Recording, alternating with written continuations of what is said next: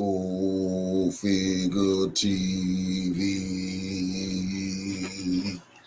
Revolutionary salute. Revolutionary salute.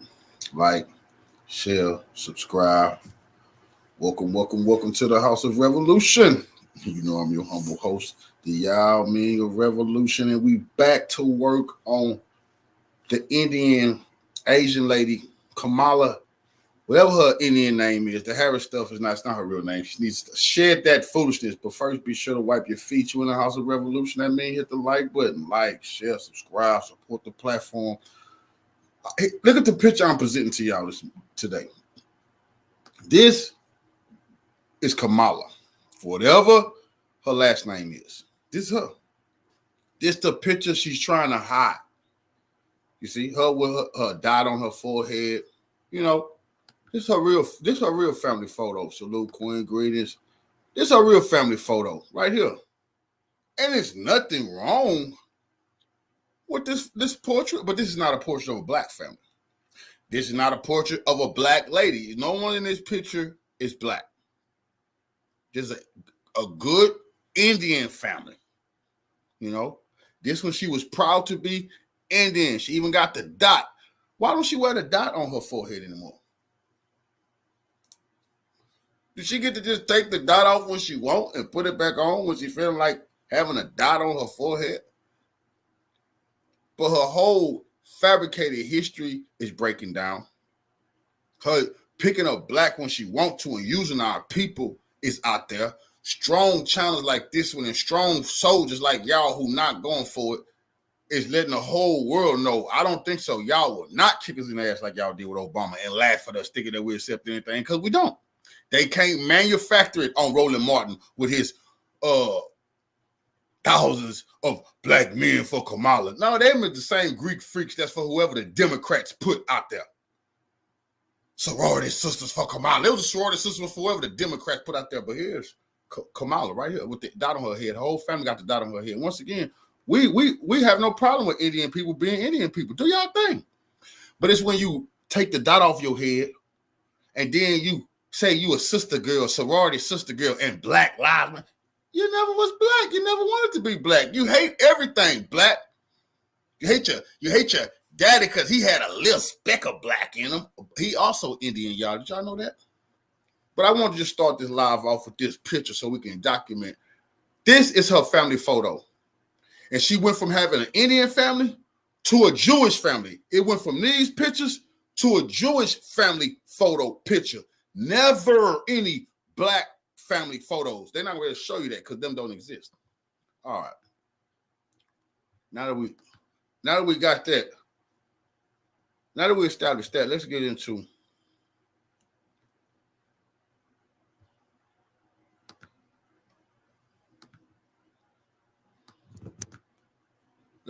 how it's all starting to go real bad for her. And the media can try to manufacture support all they want. Nobody's believing it. Holy sugar, honey, don't go for what the media is saying. What's going on? Nobody's excited. I've been talking to people that this who has is come excited out, about man. Kamala. Elon Musk is starting stuff.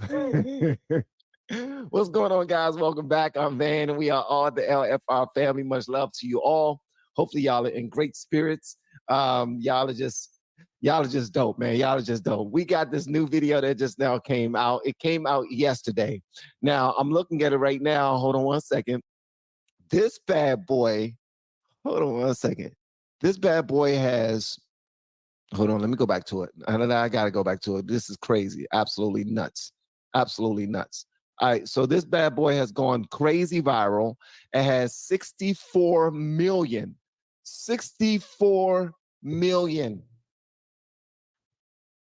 views on this bad boy. And it's only been up for 14 hours. This is nuts, Elon Musk.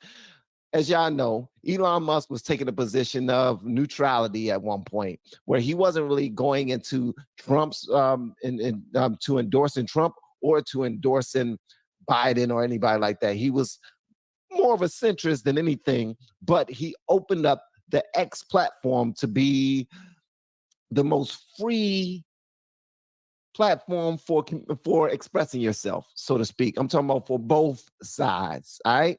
So that's where we are right now. Y'all get in here. Y'all like this video. Please make sure y'all share this video. This is actually absolutely hilarious because I've been getting in trouble lately on Instagram, on Facebook, because I've been extremely vocal about where I stand in this upcoming election. Not that I'm super Trump or I'm super Biden or nothing like that. It's just that I have made up my mind already that I am not voting blue again this election. It's my very first time that I'm doing this, and it's a longer conversation, but we don't even have a whole bunch of time because I got to take my daughter's car to the dealership to be serviced. But we're gonna watch this joint together, man. Make sure y'all like this bad boy. Make sure y'all share this bad boy. Make sure y'all do everything that y'all usually do whenever y'all pull up because y'all are just absolutely phenomenal. Let's go and check this joint out. It's, oh my gosh, oh my gracious. I ain't gonna waste too much of y'all time. Let's go ahead and get to it, man. We got enough people up in here, so let's go ahead and rock. All right, let's get it. Kamala Harris, ladies and gentlemen, Kamala Harris. I, Kamala Harris, am your Democrat candidate for president because Joe Biden finally exposed his senility of the debate.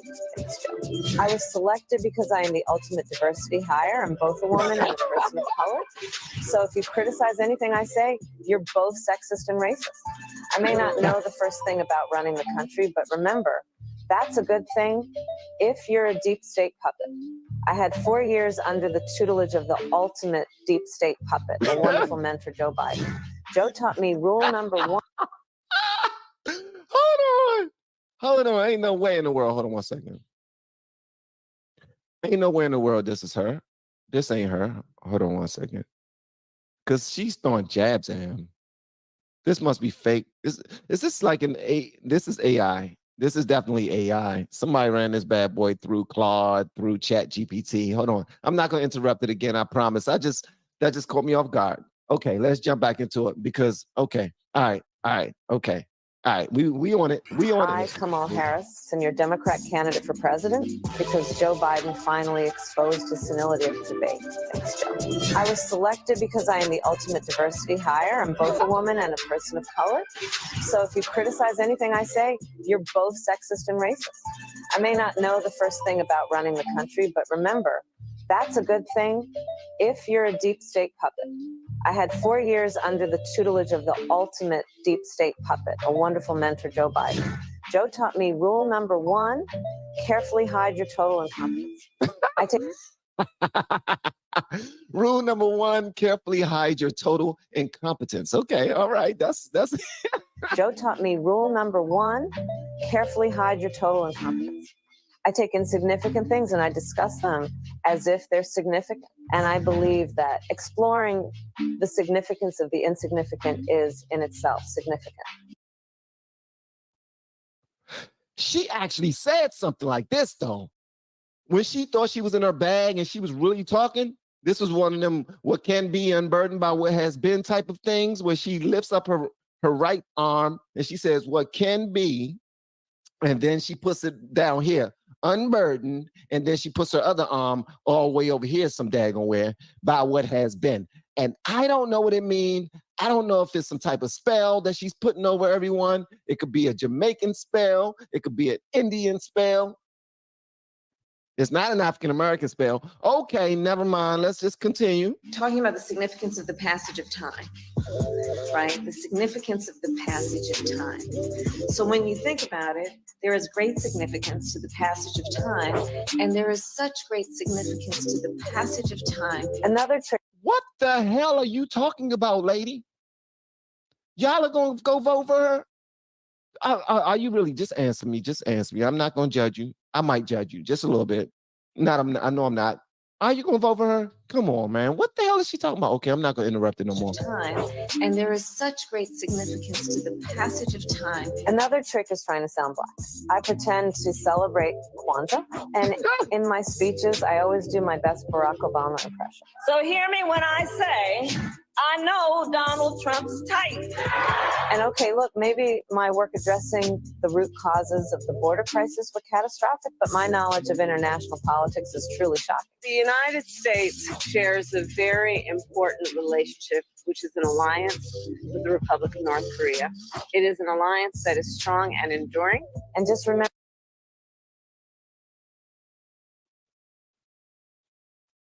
All right. Okay. She said that was actually her talking. That was actually her. That wasn't AI right there. That was her. That was literally her. Yes, she actually, everything that's in this is actually true. It's completely true. Regardless if some of it is AI voice and some of it is actually her, this ad is true.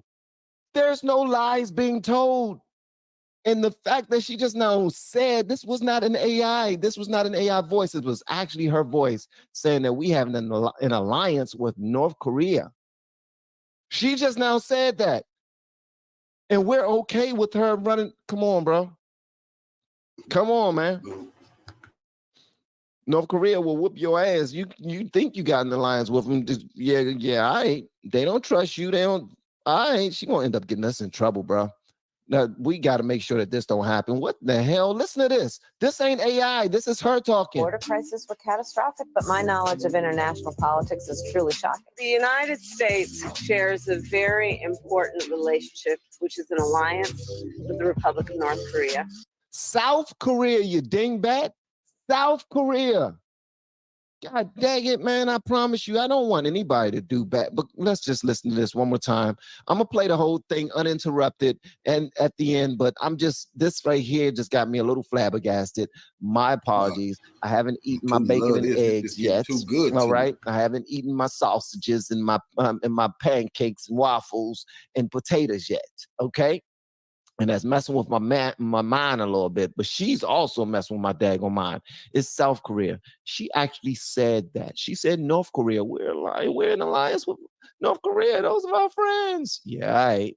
Yeah, all right. Okay, let's go, man. This is nuts. Politics is truly shocking. The United States shares a very important relationship, which is an alliance with the Republic of North Korea. It is an alliance that is strong and enduring. And just remember, when voting this November, it is important to see what can be unburdened by what has been. And by what has been, I mean, Joe Biden. Hey, she not lying, though. She said, "Guys, you think the country went to over the past 4 years? You ain't seen nothing yet." There go that daggone cackle. There go that cackle. Oh my gracious! How in the world did we let this happen? This is our fault, guys. This is our fault, man. How do we let the country get here? I posted something on Instagram yesterday that I want to show to you all, but I'm gonna show it to y'all real quick. Then we're gonna come back to this because this right here was embarrassing. I thought it was gonna be hilarious, but it's actually embarrassing, bro. Like you don't want anybody you don't want anyone who is not from this country to see this because it's almost like it gives them ammunition to mess with us. You know what I mean? It gives them ammunition to mess with us. I want to show y'all this video right here. Then we're going back to play that joint fully because we need to discuss this. This won't be an extremely long live stream. Thank y'all so much for pulling up. Thank you so much for sharing it. Thank you so much for liking it. Y'all are absolutely dope. And shout out to all my blues as well. Y'all are absolutely phenomenal. But I want to show y'all this right here. Y'all let me know what y'all think about this. Hold on one second. Let me back it up just a little bit. Boom. Pat out what can be unburdened by what has been. That lady is something else. She is something else, man. I promise you she's something else. All right, hold on one second. All right, go back. All right, cool. 1 second. I'm working it out, guys. I'm working it out. All right. This is nuts. This is from my Instagram page, and I want y'all to see this right here. Would you rather have the black president? Yes. Like, what kind of question is that? Don't ask me nothing like that. I don't care if it's black president, Black Panther, Black Pepper. The answer is yes. That was hilarious. That was hilarious. But I'm not voting for anybody just because they're black. Just like I'm not voting for anybody just because they're white. Next in line is going to be voting for somebody just because they're gay. Hell nah, man. That's dumb as hell. It's way too much at stake. But have at it. Salute, fam. If you really think about it, we've already done that before. A lot of us voted for Barack Obama simply because he was black. I did it twice. I'm not doing it again. Just not doing it again. I'm taking a lot of things into account. And I'm making the decision based off of that, based off of all of my research, based off of my own values. That's what I'm going off of. But like I said before, y'all have at it. Nah, but I'm just slow though. Don't listen to me. Don't listen to me. Reason why I posted that is because somebody is a comedian on Instagram, and I guess back in February or sometime where Trump was talking, he said you're gonna vote for somebody just because they're black, and then the comedian cut him off and said, yes, that's it, that's all I need. Here's the thing with that. There's so many black people in this country who are simply voting for people because they're black. Not only black people. There's white people, there's black people, there's Asians, there's all nationalities are voting for people simply because they're black, because they believe that this person needs to get this job so that they can be represented and go down in history. And I will be on the right side of history if I vote for them. But they're not considering all of the other things, like the person has to be qualified for the job. The person has to have shown that they can do the job if put to the challenge. This person, Kamala, has not showed that she can do the job. She hasn't showed that she can do the vice president job. She was the border czar, but they're trying to say that she wasn't. And y'all already know that. They are walking that bad boy back. They're like, we didn't say that. I don't know what you're talking about. Peter Ducey was just now talking to Karine Jean-Pierre about it. And Karine Jean-Pierre was like, we don't know what you're talking about. I don't know what you're talking about.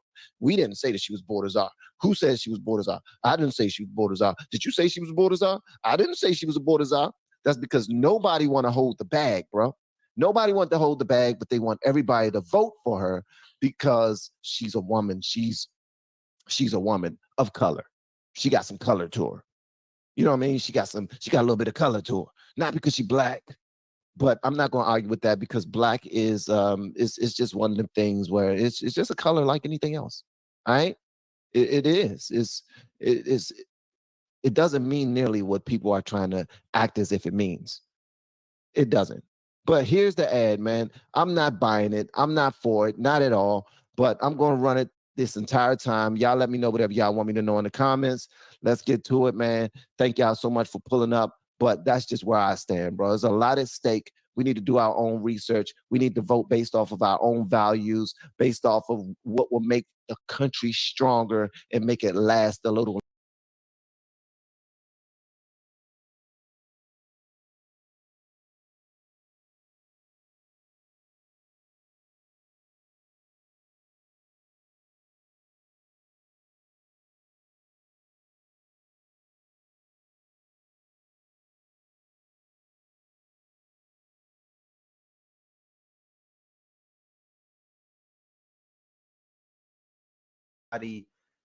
The media has been pretty much backing her 100%. The hype around her has been so crazy. I mean, there's Democrats saying that this is Obama energy from 2008, that she's selling out crowds. A whole bunch of people are coming out.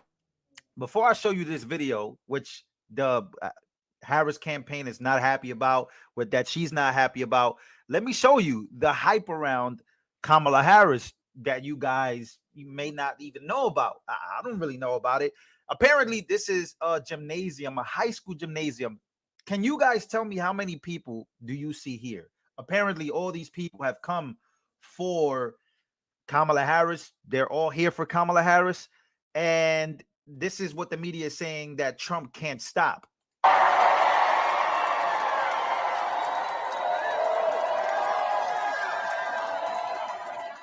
How many people you think that is? Let's be very honest. Like, I don't know, right? Apparently, the Kamala Harris campaign, how many people is this? Right? This is allegedly her biggest rally.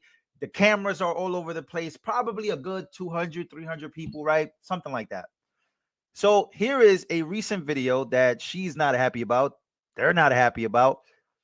This is crazy. This is a Kamala Harris campaign. A real crime.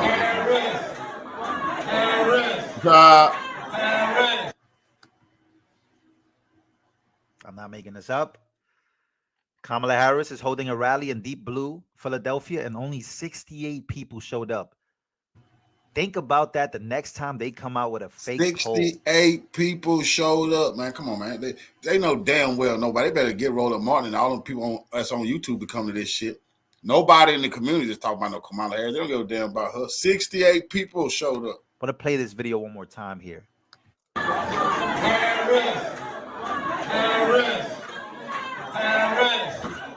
Harris. And that's supposed to beat Donald Trump? Should we look at Donald Trump's size and crowd? Apparently, it was not a good look at this rally. I heard many different people are saying, unconfirmed, that she stormed off, that she really didn't want to be there. But before we even get into all of that, can we take a look at a Trump crowd? You tell me what difference you see. Let's take a listen.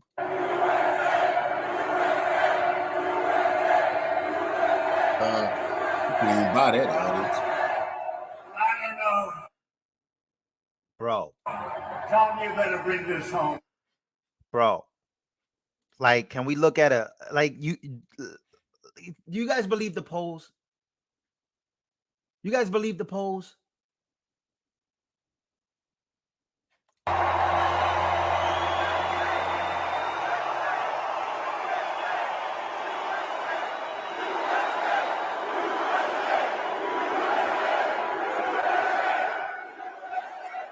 And somebody just said in the chat, somebody just said something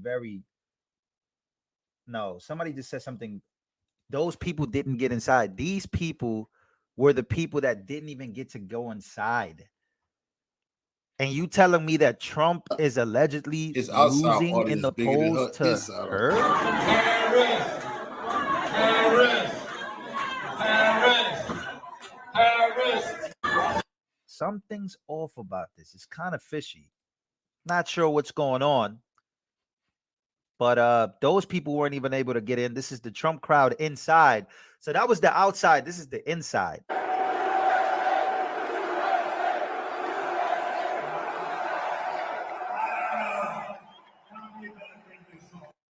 Oh, if you look at the audio, oh, you guys are right. You guys caught me. I thought this is just.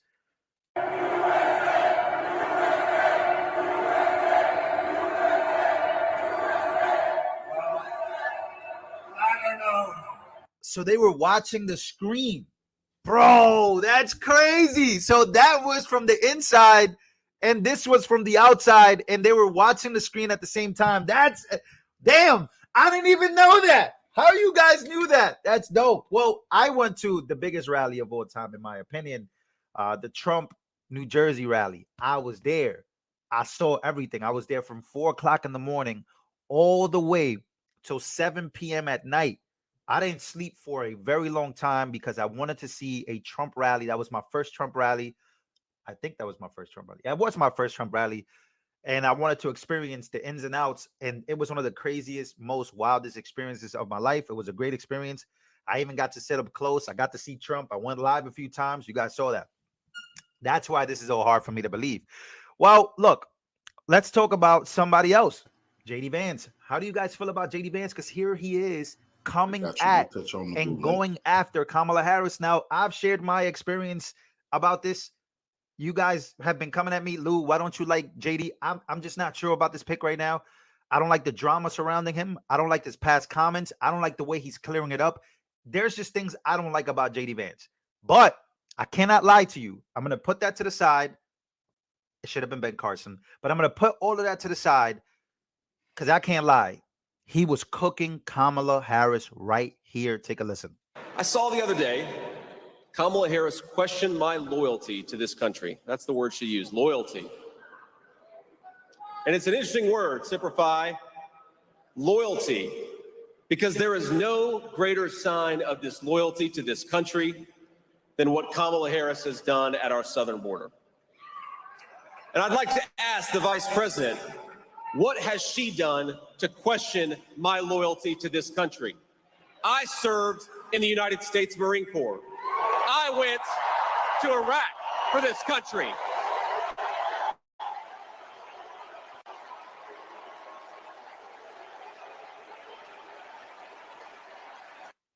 Hey, whatever the people are saying, because look, JD Vance, for some reason, there's a lot of memes going around on the left. There's a lot, even memes coming out around on the right. But I can't lie. Right here, he made one of the greatest points of all time.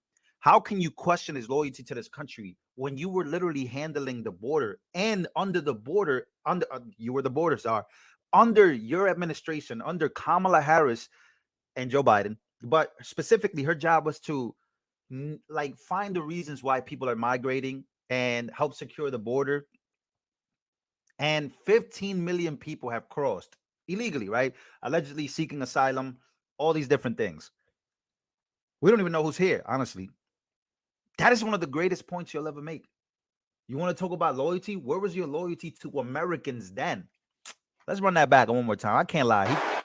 What has she done to question my loyalty to this country? I served in the United States Marine Corps. I went to Iraq for this country.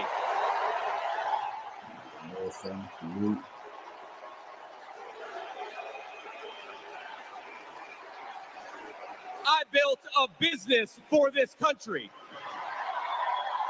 And my running mate took a bullet for this country. So my question to Kamala Harris is, what the hell have you done to question our loyalty to the United States of America?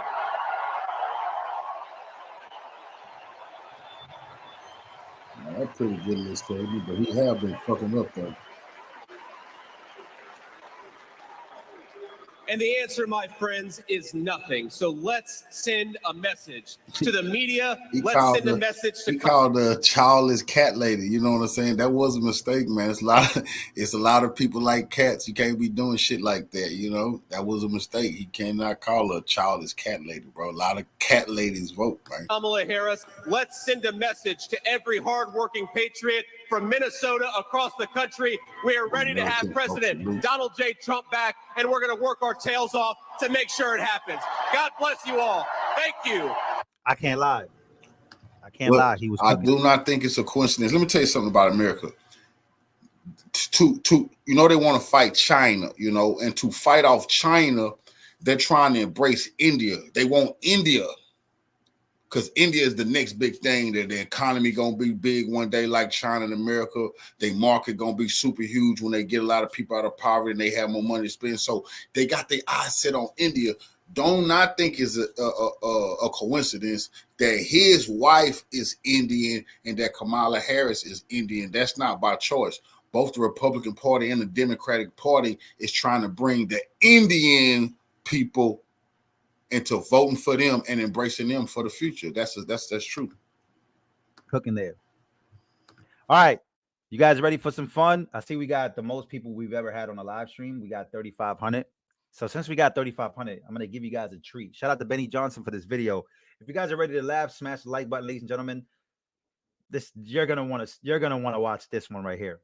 I was going to save this, but I'll show you guys a little bit. What do you think about Kamala Harris? Huh? What do you think about Kamala Harris? Who's that? She's the vice president for Biden. Come on, man. Who? Kamala Harris. Kamala Harris. Kamala Harris. She's the vice president. Now she's running for president. Kamala Harris. Huh? She's running for president now. Joe Biden dropped out. Do you like her? I don't know her. Yeah. All this enthusiasm in the black community. They don't like you. I don't like you. Nobody likes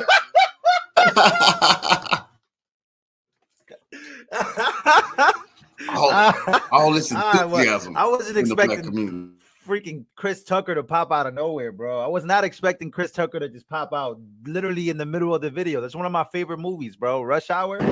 Do you like her? I don't know her. Yeah. They don't give a damn about you. They don't like you. I don't like you. Nobody likes you. Kamala Harris. Kamala Harris? Yeah. Hey, it's about time a black woman get in the office. What is your favorite accomplishment for Kamala Harris? My favorite accomplishment from her, I ain't really seen that she's done, so.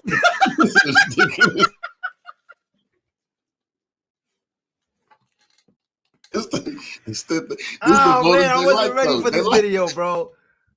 Oh man. I mean, I hope she accomplishes some big things should she get in office, but I really ain't really heard nothing about what she's done. Hold up. Wait a minute. Something ain't right. Kamala Harris, sir? What do you think? Yeah? I ain't gonna lie, I'd take Trump back there. Trump 2024? Yeah. Trump. Do not come. Child. Do not come. All this enthusiasm. I'm gonna come.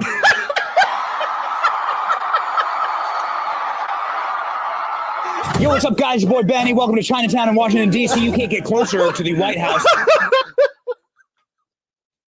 I'm gonna come. Yo, what is this? 2024? Yeah. Trump. Do not come. Do not come. I'm gonna come.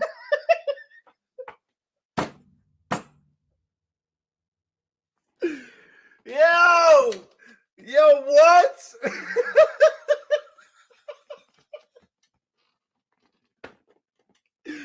My bad, guys. This is mad. This is unprofessional. I should never be laughing like this. Ever. What?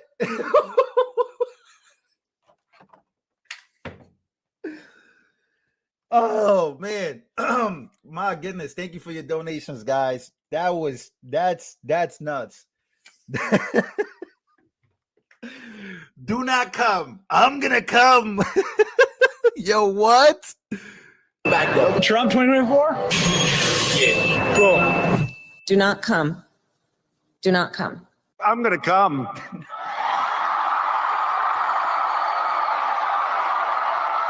Yo, what's up, guys? Your boy Benny. Welcome to Chinatown in Washington, D.C. You can't get closer to the White House than right here. We are going to ask Americans today what they think about Kamala Harris. Kamala. You think you just fell out of a coconut tree? We don't know. But we're going to find out today. Benny on the Block, Washington, D.C. edition. What do people think? Let's go.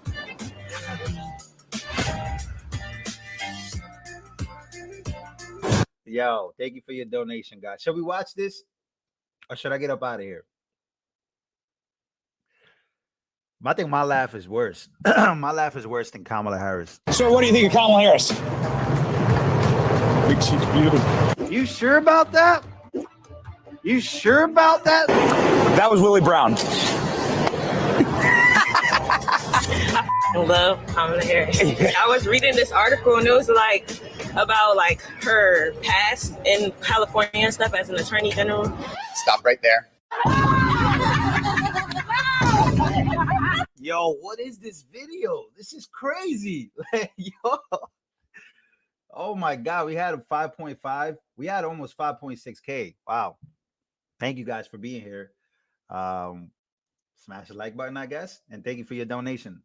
Let's enjoy this video. Damn,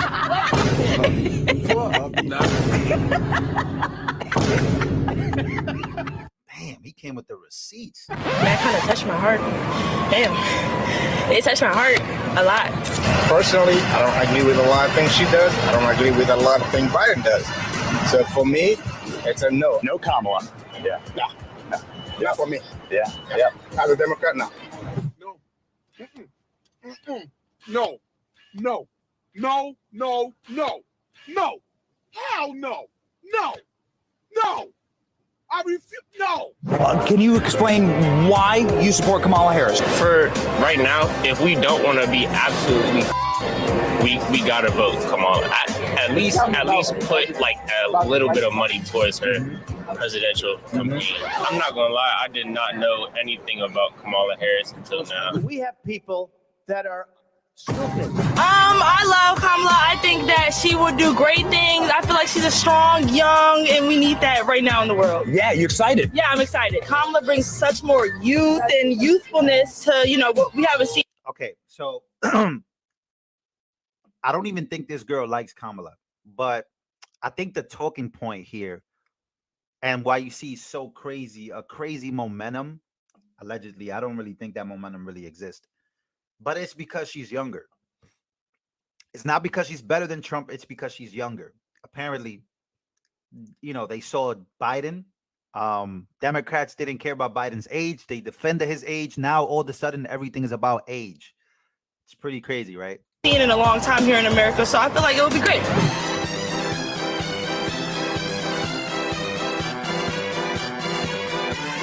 This is the worst. What do you think about Kamala? Wait. What?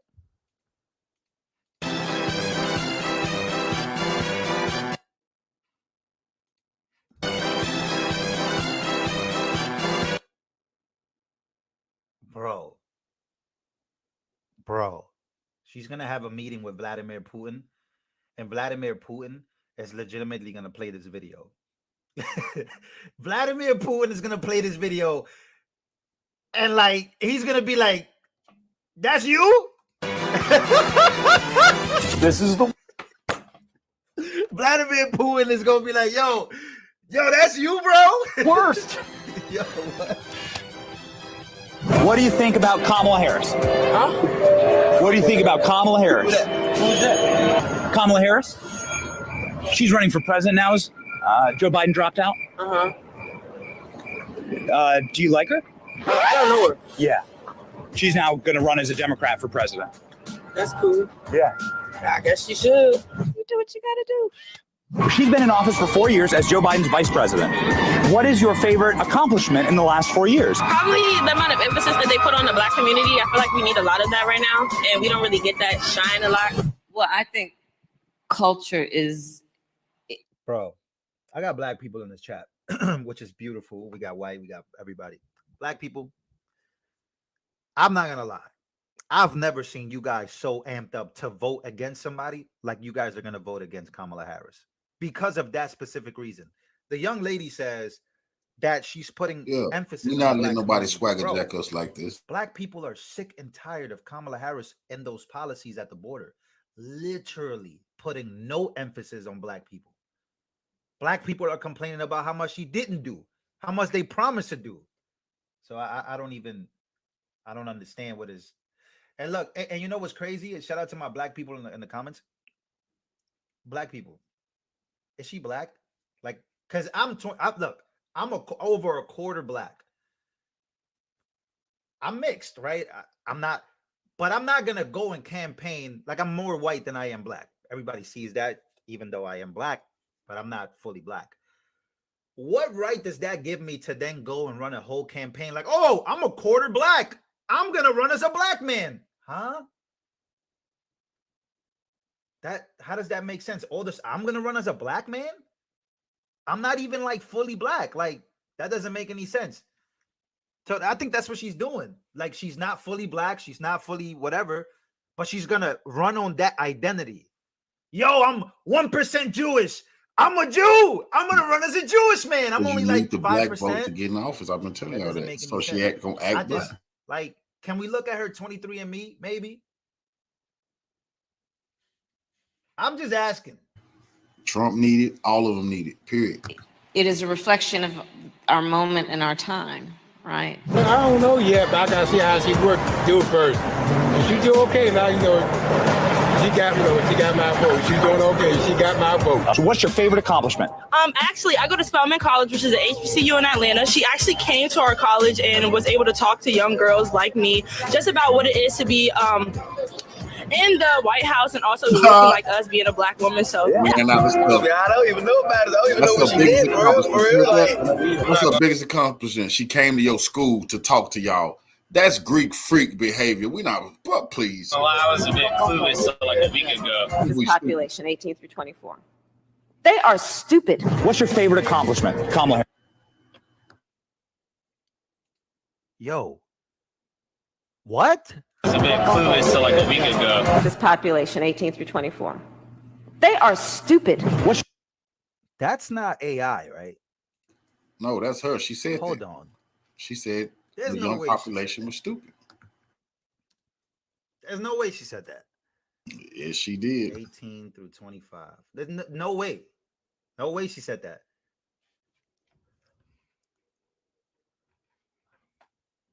I think I found the clip. She just, is this the real clip? She just running her mouth talking to her donors. What's the other thing we know about this population? And it's a specific phase Oh, this is real. of life. Remember, age is more than a chronological fact. What else do we know about this population, 18 through 24? They are stupid. Oh, she really said that. Hold on. So if she said this, gentlemen, salute family. wait a minute. And now, right now, How are people not like, bro? If Trump would have said this, people would have freaked the hell out. Trump says one little thing, people freak out. What's the other thing we know about this population? And it's a specific phase of life. Remember, age is more than a chronological fact. What else do we know about this population, 18 through 24? They are stupid. Trump better use that. Trump better use that. Because that's crazy. They are stupid. What's your favorite accomplishment, Kamala Harris?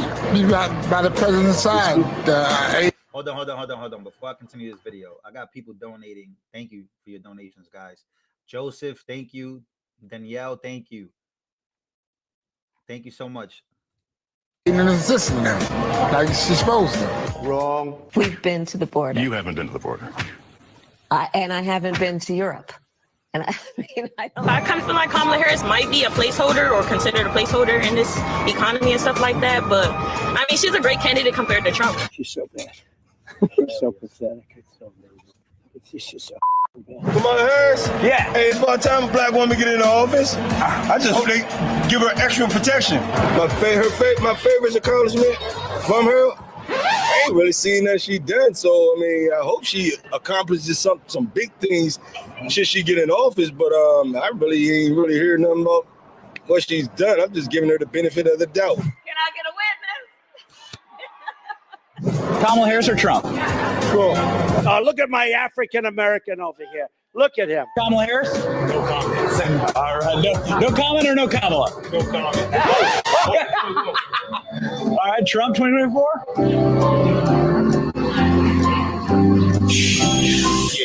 Yep. Kamala, why not Kamala, right? Why don't you like Kamala Harris? She's down with Biden. I think he had Alzheimer's. What is it, Alzheimer's? Yeah, so that's pretty much it about that. But she covered up Biden, yeah. I did not oppose busing in America. What I opposed is busing ordered by the Department of Education. That's what I oppose. Making sure that we're able to make every single solitary person eligible for what I've been able to do with the COVID. With dealing with everything we have to do. Is this the part where he says we beat Medicare? Do with look. I'm not gonna. Oh no, we beat Medicare. Oh, that's my favorite clip. Oh my God, he says we beat Medicare. We beat Medicare, bro. That's the greatest clip ever. You guys remember that? Oh my God, this is one of the great. We need to do child care, elder care, making sure that we continue to strengthen our healthcare system, making sure that we're able to make every single solitary person eligible for what I've been able to do with the COVID. With dealing with everything we have to do with. Look at Trump face. If we finally beat Medicare. That's crazy. Yo, bro, Trump's face, though, he doubles back. Trump is like, yo, what is happening right now? Trump is hilarious, bro. Trump goes, he looks at him one time, then he looks at him again like, yo, what is happening? With dealing with everything we have to do with. He's like, wait, yo, what? Look.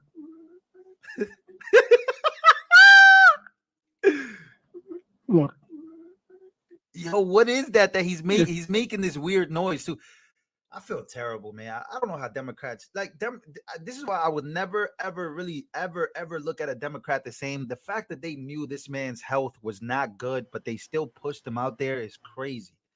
Everything we have to do with. Also said he made NATO in that debate too.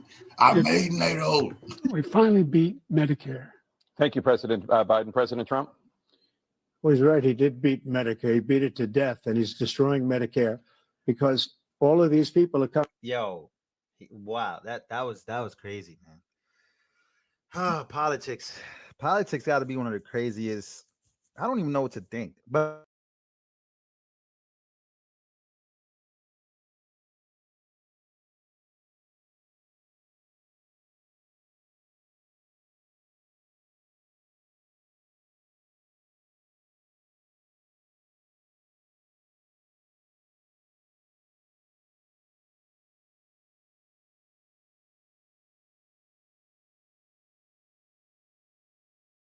recorded all these videos. And anyhow, we got to painfully sit through Joy Reid again, y'all, because if I don't show this video, you won't have the context. Ugh. Hey, fam. Okay, I just got to say it.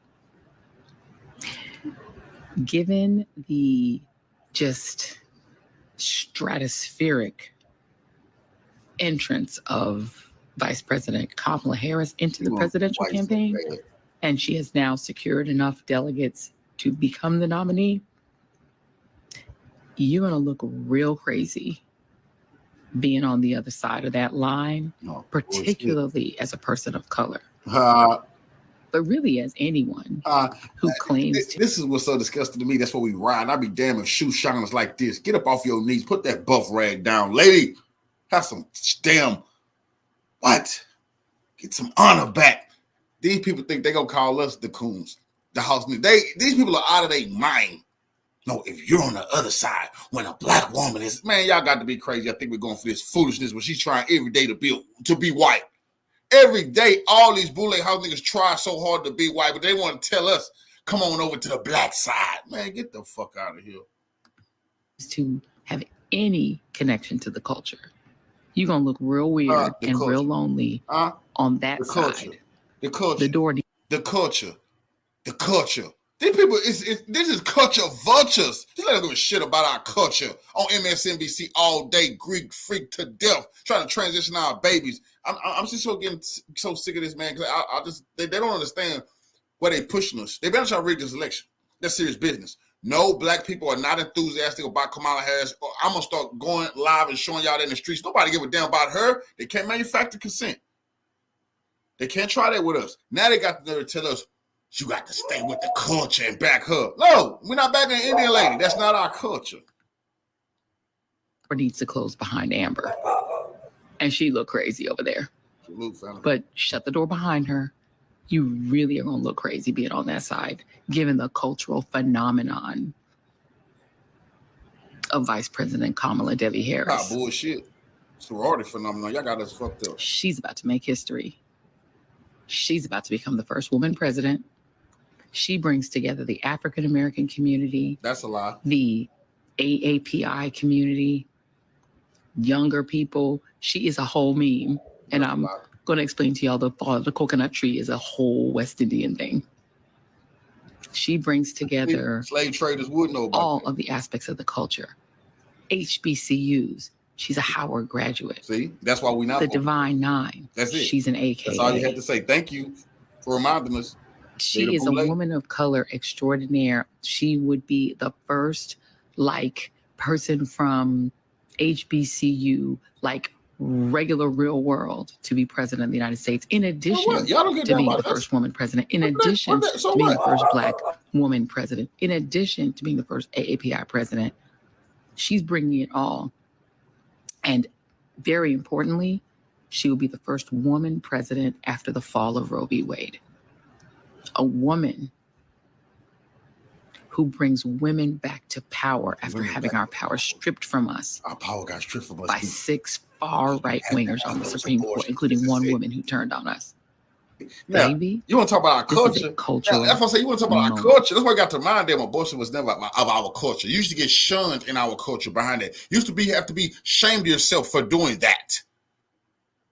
You was looked down on. That wasn't our culture. Now all of a sudden, that's our culture? Roe v. Wade. What the hell do we give a damn about any of that nonsense?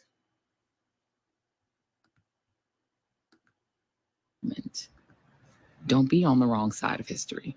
Don't find yourself on that lonely side, because you're going to look real crazy over there with Kid Rock. It's so annoying. Our revolutionary queen, Nina 812, them became a member to the House of Revolution. Revolution is a way of life. I absolutely appreciate you getting your membership, Queen. It helps to support the movement. How this woman keeps questioning people's blackness based on whether or not somebody's gonna vote for Kamala Harris.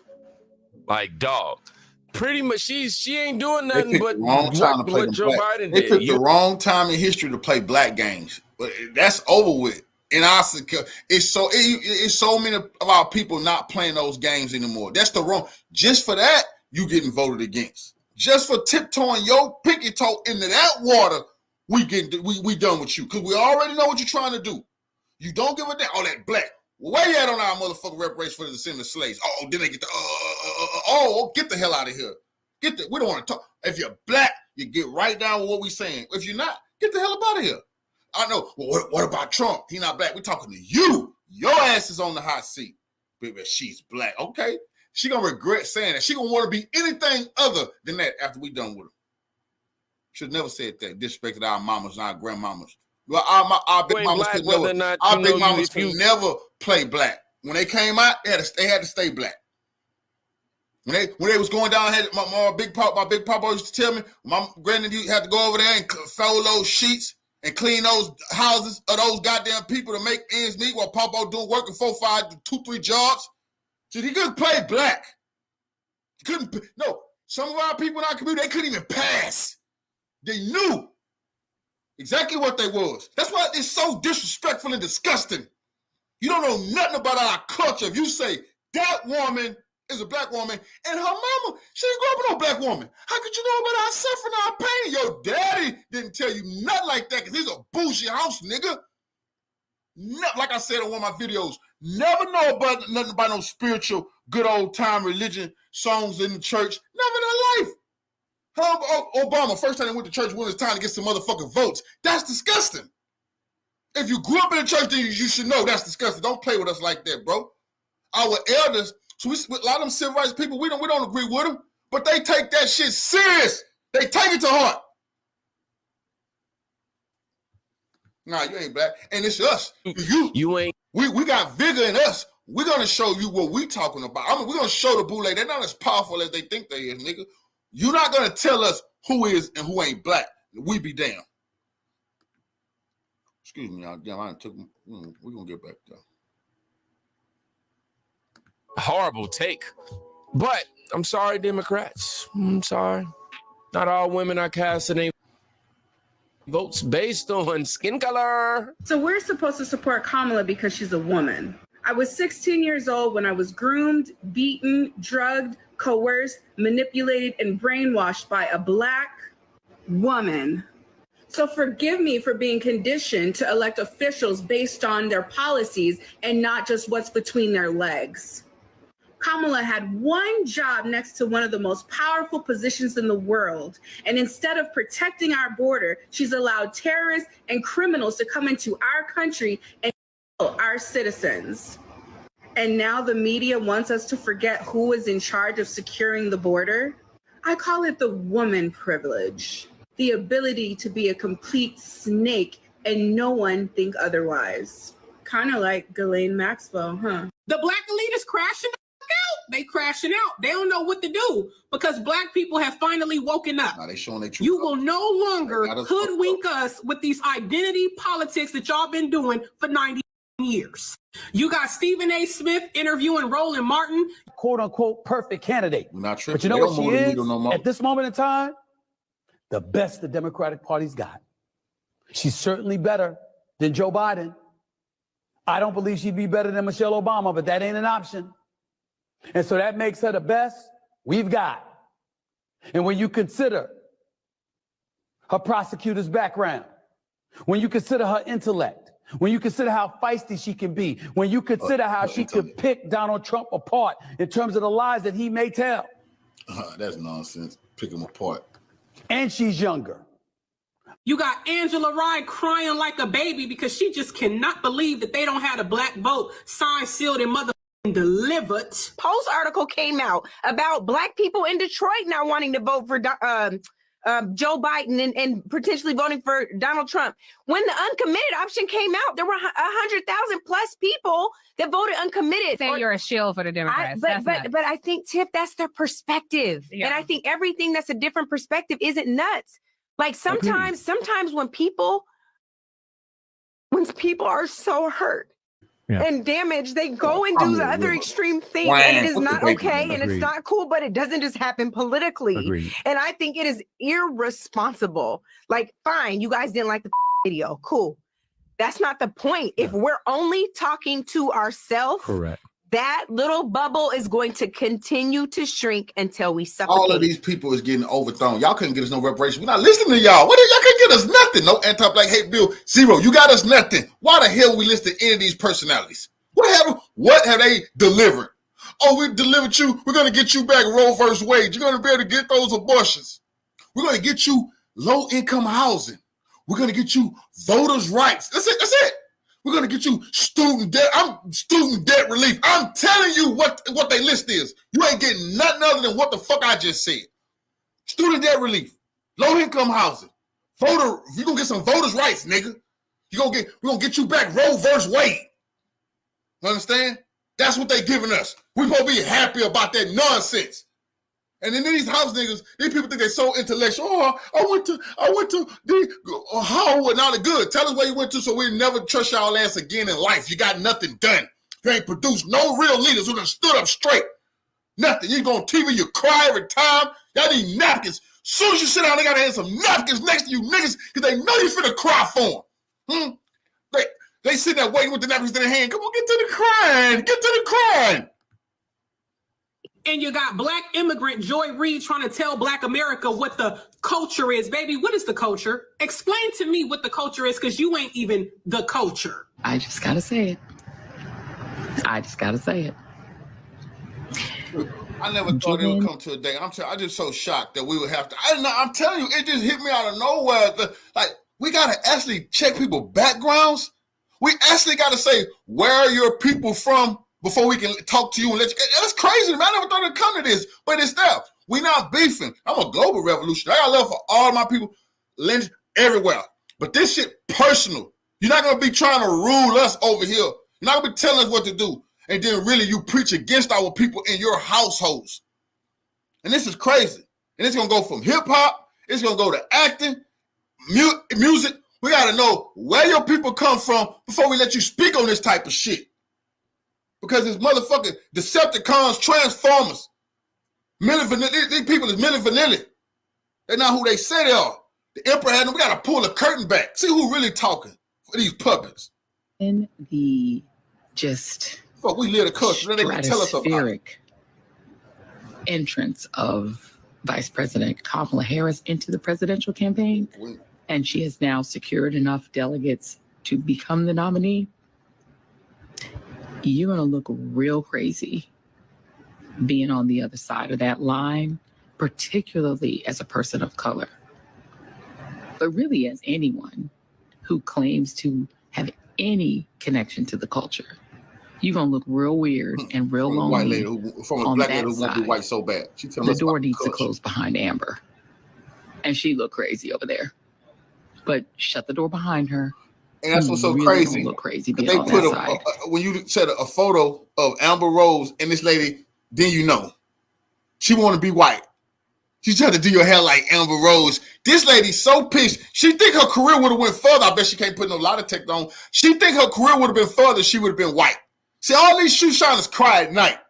I didn't get the breaks. I'm supposed to get to this skin. They hate the skin. That's why they treat us like this. Then they got to go on TV, but use the skin to get the shoe shining roles. See, that's what y'all don't know. Built into the contracts, whenever they're not on TV, they shining shoes. I bet you if you go to any of these studios, those white people's shoes is immaculate. You can eat off their shoes when these people are around. Given the cultural phenomenon of Vice President Kamala Harris. I want to say this. A lot of Black elites, Black media, Black celebrities, really celebrities in general, the media in general, they have vested interests in who they're trying to tell you to vote for, okay?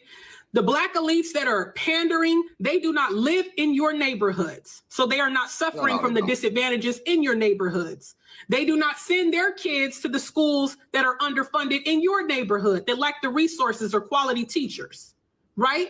Right. These are multi-millionaires in the lack of quality healthcare that we get. They have private healthcare. I say this to say, them telling us what's the best thing for us is irrelevant because they don't live with us, they don't live among us, they don't experience life as we do. So why would we listen to them and go along with them and what they say to do? I'm telling y'all what, I'm really just a narrator right now. Like legit, I don't think I have anything to add of substance that these women ain't already said or about to say. I'm telling you. Joy Reid, this is what I tell people, don't just look at mainstream media as your, center point for all of America. Put a stop to this because I'm a historian. This is how you get mixed up with who's Cleopatra, you see, and who was someone. This historically, when you say she the first black, that's a historical fact. That become a historical fact now for 2,000 years that she was a black leader. That's nonsense. That's nonsense. She's not black, and history got to know that. She could not, the first woman of color, say that. But when you put it in black, you're being very disrespectful to all of our mothers, all of our ancestors, real black women. Who she not come from none of their land. She's an Indian person. Not only that, she's a colonizing Indian person. Because once again, before her colonizing ancestors came, India was a land of the black people. She not one of those Indians. What do we got to get into that? We got to get into what Herodotus was talking about, India, another black land. That ain't even talking about her colonizing as people who went and took over that land that's now known as India. But I'm not going to go there. We'll be here all fucking night. But we will not let history say that is a black lady. Why? We're not dumb. That's like saying a man could be a woman and a woman could be a man. They trying to say you can say anything. No, you can't. We haven't never had those luxuries in fucking life. Thoughts. I'm telling you, because mainstream media is there to push a certain agenda. They're there to push a certain narrative, to try to push you in a certain direction. They're not there to actually present the information and give you the opportunity to think for yourself, but they want to think for you. And that's exactly what Joy Reid was attempting to do. But hey, again, let me shut up. I'm going to let the black women speak about Kamala Harris. Black Americans are warning other black Americans about Kamala Harris. I've never seen anything like this before. Black folks, every time I turn around, I just get more and more sick of y'all. Oh, man. We rise. What in the hell are y'all celebrating? Real Y'all haven't seen Camilla this entire time. Camilla did the same exact thing the average do when they know they're about to need you. Figure out a way to get in contact with you. She threw up a barbecue. Been getting tricked for years with food. She allowed y'all to drink up all the Czech sodas that y'all wanted and take all the pictures with her that y'all wanted, showing nothing but gums and teeth. Half of the photos that y'all was able to take with this woman wouldn't have dare been captured in a photo with half of y'all if she didn't need you. She wouldn't dare be even caught standing beside some of y'all if she didn't need you. Amen to that. Y'all celebrating because she was able to raise up millions of dollars in 24 hours when we got sisters and brothers out here in the world can barely provide food on the. Which, by the way, she comes been? from Act She Blue, got that which, much by the stroke way, where comes she from been an in our anonymous neighborhoods. hidden Come donor, on. That's what it's which, supposed to by the get. way, the people whom names are being used and addresses are being used don't even know that they're donating thousands of dollars. In addition to that, they don't even know that they're donating thousands of times. In addition to that, they don't even know that they're donating possibly, up to 100 times in one day. Out here in the world can barely provide food on the table for their families. People out here in the world hurting, and y'all in celebration mode over this fuckery. Honestly, I think the best thing for all of us to do is do like our grandparents taught us. Stop tending to other people's house and worry about our own house. Come on, man. Some of y'all are too focused on the White House. In fact, some of y'all are just entirely too grown. You actually seen plenty. I always go back to Big Papa, Big Mama, and people know when I talk, because that's where I can get back to something that was righteous, something that I know was level-headed, something that was rational, something, so you can't go wrong. These people talking the new talk to us is foreign. When we think about Big Mama and them, then we can get back level-headed and get in the right direction. You see, these people trying to lead us astray, get straight, sell our souls. Hell no. Any presidents make it in and out the White House with absolutely no change being made after they depart. So I don't know why some of y'all grown ass is celebrating like y'all doing. You should be crying. You should be actually focused more on your finances, because by now you should know that all of this is about money. And if you ain't got none, you don't even matter. Your vote don't even matter. Your opinion don't even matter. Your celebration don't even matter. And let's just all stop deeming people to be the best fit for us just because we simply share the same skin color as them. Shout out to these beautiful queens out here. Sheesh. Can anybody tell me? Okay, I'll probably transition into this too quick, right? I'll just say this before I even get back to that statement. It's crazy how Kamala uses the black card or the woman card when it's convenient, because I remember her running as an Indian American. Can anybody, now go back to the question, can anybody tell me when Kamala Harris transitioned to a black woman? Because in 2016, this is what she said. Yeah, well, the Democratic Party for a very long time, not just this election cycle, has been doing a lot of active outreach around South Asians, around the API in general, and will continue to do it. I mean, what we know in particular when you're talking about the South Asian community, we're talking about the Indian community more specifically, it is a growing community in the United States in terms of its voting bloc, in terms of its participation, and I think the party knows that and knows that this is part of our collective community, and there needs to be outreach and inclusion. And certainly you could become the first Indian senator in U.S. history, which would be quite an accomplishment. Not good. She said, Indian, yeah, Indian. They Indian. So that's how disgusting it is, bro. Because they want us to feel like you take this or you get nothing. That's what the Joe Biden did to him, though. They went to them and said, we want a black woman. He said, here, y'all take her.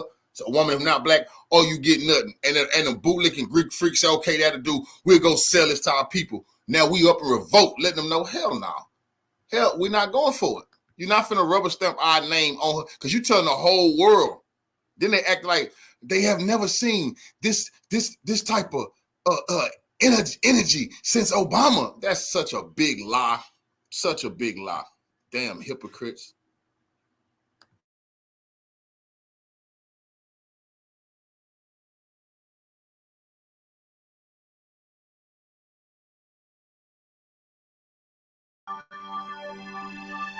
Hey guys, welcome to the Liberal Hive Mind, a channel solely focused on exposing the abundant hypocrisy of the left. Alright friends, so the viral clip I'm going to show you in this video, I think pretty much confirms exactly what I've been saying the last couple of days. Democrats are hoping that they're going to get their candidate across the finish line based purely on manufactured hype. It seems as though their perspective is, if they could get enough social media hype, enough Gen Zers going on about whatever this Kamala brat thing is, and enough celebrities, of course, jumping on the 12-year-old bandwagon, that alone is going to be enough to get Kamala in. Well, I'm not so sure about that one. See, Democrats have a little bit of an issue here. The whole identity politics argument, it works very well in the media. It works very well with the clueless drone-like masses who just follow whatever the current thing is. But there's only one problem with this strategy. It doesn't hold up to scrutiny, and eventually the luster starts to fade, and people start to notice all the spots, they start to notice all the imperfections, they start to notice a cover-up rather than a good job being done. And that process, my friends, well, it's already begun. Let me show you guys exactly what I mean by that. We're already starting to get some hints suggesting that this whole Kamala Harris thing won't last very long. We got some stuff to get into,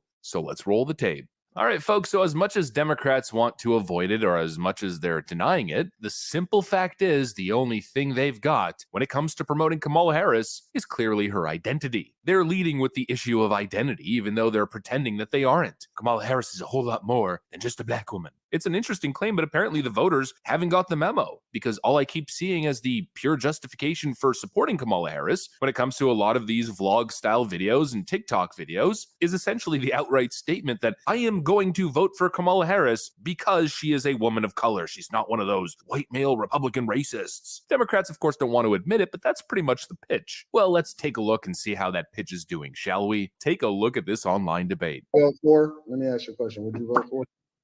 Yeah. Why? I'm going to just be real honest with this. She's a black woman. Yeah. Because they skin folk, not Kim folk. I think it goes back to what somebody was saying, where it's not voting for someone, but majority will vote for again, somebody else just hold on. Let me line this out. I Is think it majority. only because she a black woman? Yeah. Do you not see how that's a bad idea? Elaborate. Okay, so we're in 3 proxy wars with some of the most powerful leaders in the world. She failed at the border, in which we have an estimation of 15 to 20 million people illegally into this country. That is literally overtaking and bankrupting Chicago to the tune of over $400 million per year, and they are in a deficit. Oakland is going out of business. San Francisco, ditto. California, $65 billion deficit. New York, they're literally cutting trash, in which they are the rattiest, dirtiest city, and they've taken up resources as far as free healthcare, free hotels to the tune of $600 a day. They're literally taking over your schools. Your taxpayer dollars are going to fund the migrant crisis. She was supposed to be in charge of this. We have a failing economy. Every single day I see people getting on the internet talking about $30 an hour is the new minimum wage because inflation is out of control. At one point, it was at almost 10%, depending on what city that you were.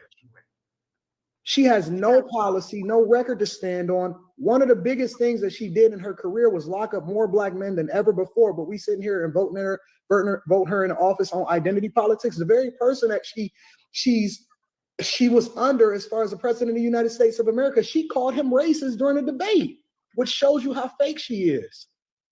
And the only thing that we can stand on from a policy perspective is whether or not she's black and she's a woman.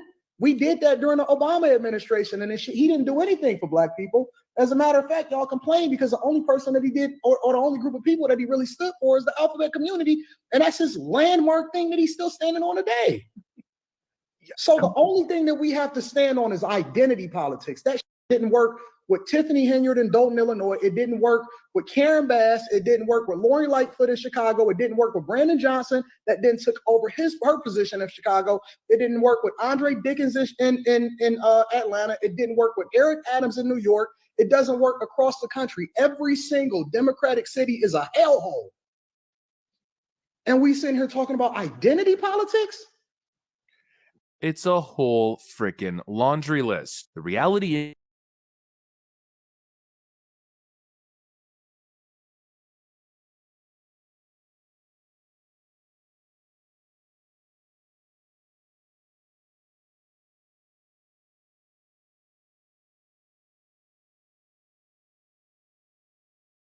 in this election when it comes to the Black community and why the Black vote has now splintered. It is no longer a monolith when it comes to this election cycle. I have been doing deep research online, listening to different voices, going on social media, reading comments, hundreds and thousands of comments from Black people related to this presidential race. I did it with Joe Biden was running, and now that Kamala has replaced him. And you would think that because Kamala Harris, being a woman of color, I can't call her Black because she's not Black. She has some Black in her, but she is not Black.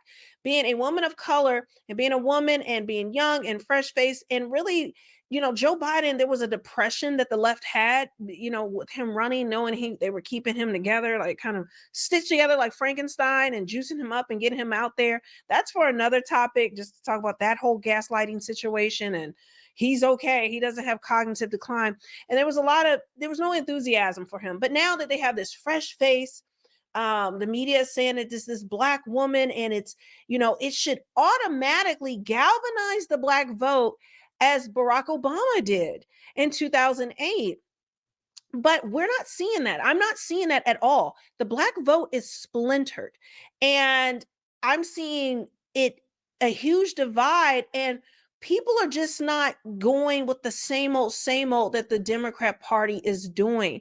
And it's quite surprising. It seems to be the people who are most excited about Kamala Harris are going to be woke white women, woke liberal women who seem to be very excited about her. But other than that, I'm not seeing men at large being super excited. I'm not seeing the Black community being excited. I don't see, the Hispanic community, the Latino community being excited. Now the base has become more energized because, again, Biden was just a depressing figure to get behind. The man was a walking corpse, essentially, and it just didn't do anything. But a lot of people are just not understanding, why is the Black vote no longer a monolith? Why are people not just running with enthusiasm to Kamala Harris? And I encourage you to do your own research and look at this. I was having a discussion with my mother earlier, and she's an older woman, a Black woman, and is not understanding, or kind of would be in somewhat of denial of it, because they're not, she's not online. She's watching news. And, for her and for the older generation of Black people, it is, the Democrats, or seeing it one way or listening to mainstream media, is kind of the only source that they have. But if you dig deeper, and if you're a person who's younger, you go online, you're going to see there's a war going on between, there are, Black people who are going to vote left, blue, no matter who. And there are now a lot of Trump supporters who are Black. And then there's a smaller number that I would say that is sitting out and kind of in the middle. But Trump has been able to peel off votes from the Democrat Party, and bringing Kamala Harris into the fold, even with her identity points, it's not changing minds. It's actually turned some people even more off, which is just shocking. But this is O'Shea Duke Jackson. I know O'Shea, he has a channel called Kinganda, and I don't think a lot of people are going to watch this outside of kind of the space that really watch watch his channel. And so I think he did an excellent job of breaking down what is going on and why Kamala Harris Black people are refusing to jump to the Democrat side just because she's in the race now, and how it has changed the political landscape, what has gone on now, and with the influx of social media and Black activists and all that's going on. This is going to explain it. So I encourage you all to listen to this whole video. I'll interject here and there, but it is important to understand, and it's important for the left and the right to understand, if they want to try to make inroads or continue to make inroads into the Black community. And especially, I think this is going to be important for anybody who's on the right, who wants to understand what's truly going on and how they can actually galvanize more of the Black vote, and possibly what the left will do to try to change that momentum and pull away the votes that they have lost to Donald Trump back to their side. I'm going to tell you about a political drama coming out on Netflix. In this particular drama, which was about 2 hours, this drama was about two presidents, one that's currently serving in office, one that was an ex-president. And they had a political debate, and they had a whole bunch of political campaigns, and the campaigns got nasty. Even one of them, this happened. An attempted assassination of a former president. Then another president was having amnesia and couldn't even remember words. President Harris's ability to beat Donald Trump if she were at the top of the ticket? Look, I wouldn't have picked Vice President Trump to be vice president, but I think she was not qualified to be president. Then that president decided to do this. President Biden has just announced that he is ending his re-election bid. Just moments ago, the president tweeted out, "It has been the greatest honor of my life to serve as your president. While it has been my intention to seek re-election, I believe it is in the best interest of my party and the country for me to stand down and to focus solely on fulfilling my duties as president for the remainder of my term. I will speak to the nation later this week in more detail about my decision." There are still so many questions yet to be decided and so little time before those questions need to be figured out. So I want to go right away to our chief Washington correspondent, John Carl. John, we are just 100 days out from the November election. Pressure was building on the president to step aside. Now he is announcing that he has. Rachel, it's an extraordinary moment in American history. This is the first time we have seen a sitting president bow out of re-election since Lyndon Baines Johnson in 1968. You would think it would be all fake, right? but it's not fake. It's actually real. And now Joe Biden is out and Kamala Harris is in. But does that guarantee Donald Trump the presidency? Or does it mean he will get the black vote? Now, to be fair, Donald Trump may not need the black vote to win, but definitely not having the black vote last time helped him lose. And this is today's conversation. Will blacks jump over to Donald Trump because Kamala Harris is in office? Now, to be fair, Kamala Harris is not a strong political candidate, not even for vice presidency. She kind of luckily got that. Nobody really takes Kamala Harris seriously as a president, and you shouldn't, especially if you're African American. But that doesn't mean that Donald Trump is out of the hot water. Now, why is that? Brother Mark Sill Dixon is a politician out of South Carolina, and he's super intelligent. He broke down the real issue why blacks will not just run to the Republican Party. I even think they're comparable. Let me say this, though. The truth of the matter is a large swath of America, I'll say even a majority of Americans, are tuned out of these spaces. So what we really have are Americans who are politically active, who are politically engaged, who go to the echo chambers. You got the echo chamber on the left and the echo chamber on the right. And let me tell you why sometimes it seems, but I'm telling y'all, it's a myth that Black Americans, by and large, are somehow represented well or adherents of the left. It's because spaces on the right, Malcolm X said that the white liberal have mastered the art of pretending to be the Negro's friend. So we don't get the blatant anti-Blackness on the left. Oh, it's there. Look at our communities and look at who we've been voting for the past 60 years. That's the anti-Blackness. But on the right, we get the baby mama, baby daddy stereotypes. We get the y'all have failed to pull yourselves up by your bootstraps. We get the fuck your reparations. We get all that nastiness coming from the right. So when you have Black people who are politically engaged, they're going to go to the side that just seems to be the less hostile, even though that side is actually even more hostile because they're supposed to be representing you with policies, but instead they just give you a symbolic representation, a few symbolic victories. They may give a Black person a job like Ketanji Jackson Brown, and that's supposed to somehow lift off 50, 55 million of us, do something for us, and it doesn't. So that's why sometimes we have this misconception that Black Americans, by and large, are lefties, which I'm telling y'all, if anyone actually is in Black, Marcel, we're conservatives at home, but Democrats at the ballot box. It's been this way for a long time. Largely conservative. The problem is, and I've been to MAGA rallies, I've been to American Patriot rallies, and one thing I appreciate about those spaces are two things. One, they are willing to have intellectual discourse. When I mention reparations, they don't throw tomatoes and all walk out. They sit there and we have those conversations.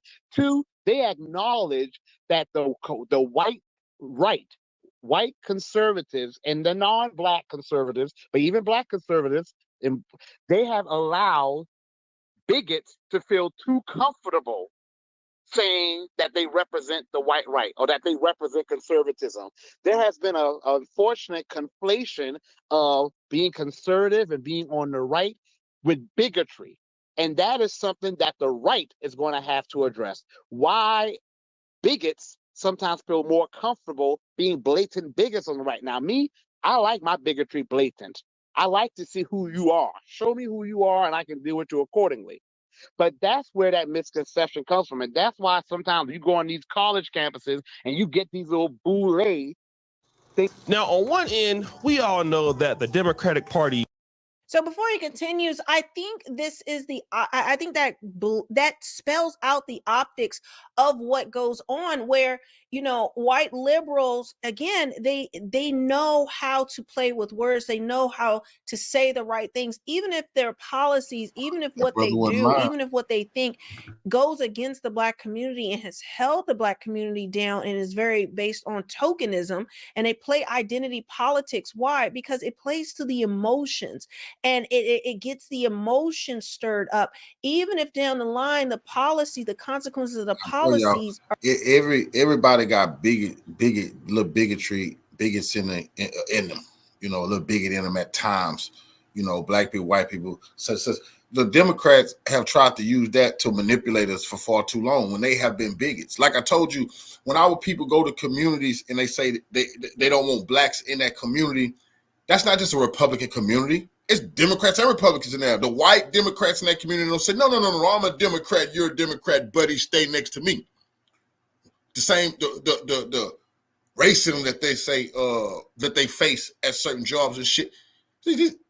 Some of the executives is Democrats.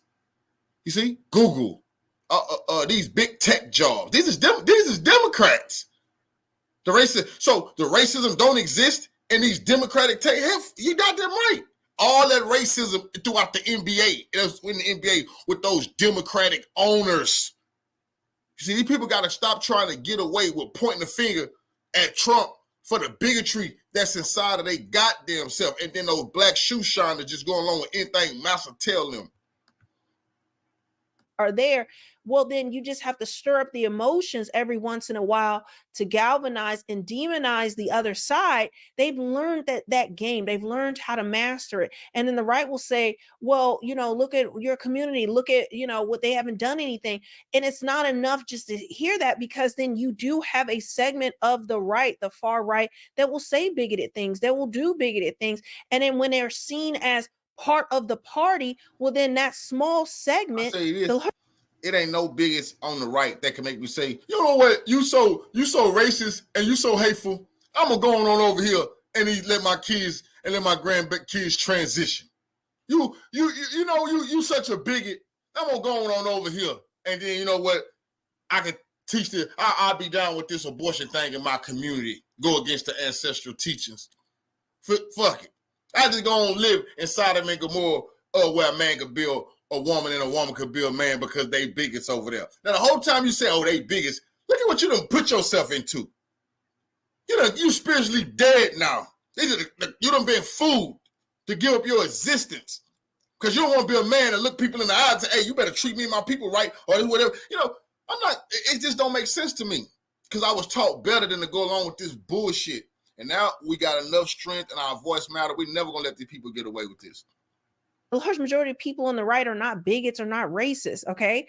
And even though a small minority may act that way or be part of that, okay, a KKK person endorsed Trump. Oh, that means the right loves the KKK. They can then take that, the left can take that, because they just blatantly come against the KKK. But because the KKK isn't outright spoken against, or the super far right that has a lot of that bigotry in there is not excised or not spoken down to or not pushed out, well, then everyone gets colored like that. And that is how the emotions are still played upon, because it's such a galvanizing thing. So because y'all just seen what they did at the Paris Olympics. I'm not even covering that, because fuck that shit. Just seen what they did where they played with the Lord's Supper. All religious beliefs, y'all feel a certain way about the Lord's Supper, right? It shouldn't be played with, where they had all of those transsexuals and cross-dressers and gay people and weirdos pretending like they is Jesus and the disciples, mocking it, playing with it. This is the left. This the left. They will mock your spiritual principles in your face. The opening ceremony, they're doing satanic rituals. This is what we're trying to fight against. It's on the line. You see? You wonder why Sonia Massey can be gunned down and then curse that demon in the name of Jesus. And then that demon, she rebuked that demon, then that demon murdered. You don't understand what you're dealing with here? How the hell can those Democrats pretend like they give a damn about that demon who killed that sister? But then they going with demonic principles. You see, they can't explain this to us. They want to have this talk with black people. Good, let's have this talk. Let's have this talk. The hell wrong with you? Racism, we're not talking about that. We're talking about what you're trying to tell our kids. You're trying to kill our kids, not only in the womb, but now if they survive the womb, now you got a new trick for them. California, they want Gavin Newsom to be the next president. That man trying to say your kid can transition at school, and if you say one word, your ass going to jail. let's just think about this, because they see we don't play those games. No, man, I know. I'm just so glad I know we don't play those games. We go to prison or the grave if you trying to tell us a little boy go to school and then y'all trying to feminize. We say, oh hell no, I ain't going for that. And then you getting under arrest. You gotta do more than that. But what I'm saying is, this is the Democrats' platform. And when I challenge these Democrats down here, crickets, none of them can stand up. So when you don't play games with them, they can't back what they saying. They just getting paid to say the shit. Inaction to address those things on the right, because of the inaction to address those people, those groups, and to annex that side, which is a very small part of the right, because they haven't annexed that and because they don't blatantly come against it, it is seen as an acceptance of it. And it's no need to address it, because policy enough should be enough to pull yourself a bootstrap and just ignore those things. But people are not just functioning robots that just, oh, policy in, policy out. That's what I'm going to do. That's not how people do anything. So you have to understand there's an emotional component to it. There's an optics to things that need to be addressed. And honestly, if the right was to address it in that way, you would see a huge political shift in this country, where you would see more Black people turning to the Republican Party. And it would probably be surprising, because Black people have been with the Democrat Party for years, and the community has gotten nothing but. Black people are returning to conservative principles. All that party shit, fuck all that, because we don't give a damn about them people like that. We trying to get some policies that fit us. See, we don't mind telling people they face. This is about them. We're not going to make this about them. This is about us saving ourselves. And this one thing, me, who grew up in the church, father was a preacher, I went astray. But I know what brought me back to my senses was those teachings I was brought up on. I knew I was in the wrong. You know? So now I know my spirit is going against everything that they standing for on that platform. I'm like, hell no. I just came from wickedness. I ain't going, you trying to take me back to that? So I know how to resist. That's the problem. If your spirit is not telling you, you can't go along with that. Tell me you're going to raise your kids. What? How? If you letting them go along with this, you already failed. But worse. And I know you just say, well, can't you just see how your community's gotten worse and that should be enough? It's not. And you may say, well, the Black vote doesn't matter. It actually can make a huge difference. And it would have mattered last time if Trump had more of the Black community on his side. And I know there's things about the election and what happened. And I know that, but I'm just saying, if you have overwhelming numbers of a community, it does help to galvanize those votes, and it puts more pressure, and it help push push somebody over the finish line when it comes to elections. But he's going to get more into that. Dislikes the African-American community already. I mean, we don't even need to be reminded of Joe Biden. Take back the streets. It doesn't matter whether or not the person that is accosting your son or daughter, or my son or daughter, my wife, your husband, my mother, your parents. It doesn't matter whether or not they were. What's so disgusting about this is we let the Congressional Black Caucus get away with this. Now, when we talk about this in 93, Joe Biden, he working with the Ku Klux Klan member Byrd. They finna put together those crime package, those crime bills, and all that mandatory minimums and all that type of shit. Now, they said it was because what was happening to our loved ones in our community. So guess what? They're gonna lock everybody up, lock out, drag the fathers out the home, give them unreasonable amounts of time. I'm talking about the killers, I'm about dealers and things of that nature. You know, some people had, small amounts of it on them. Charged them with a bunch of time. Crackheads getting charged like they was really slanging keys because Joe Biden. You know, but the Congressional Black Caucus went along with it. They didn't stand up. That's what's so crazy. Right now, when you say we demanding something as Black people, they say, well, we're going to give you criminal justice reform. What? You say, what's the problem? Oh, it's too many people incarcerated for petty crimes and for crack, cocaine disparity. They sat there and did that they goddamn self. Now, when we want reparations in our anti-Black hate, but they say, oh, no. Well, we're going to give you criminal justice reform. I'll be damned. You son of a bitch. You rigged this. You put us in this situation so you could be the motherfucking arsonist and the firefighter. Deprived as a youth. It doesn't matter or not whether or not they had no background that enabled them to become socialized into the fabric of society. It doesn't matter whether or not they're the victims of society. The end result is they're about to knock my mother on the head with a lead pipe, shoot my sister, beat up my wife, take on my sons. So I don't want to ask what made them do this. It is. They must be taken off the street. Now, do you hear that? He don't care if they just got addicted to drugs. It don't matter if they was victims. This is what he's saying. He don't care that the CIA dumped the crack into the community. This is what he's saying. I don't want to hear that it was dumped into y'all communities. We know it was dumped. We done it. But you're gonna hit my wife, my daughter. You're gonna hit him over the head. Whole time his crackhead son is the kingpin, slanging more than big meats. You see, this is disgusting. You see why?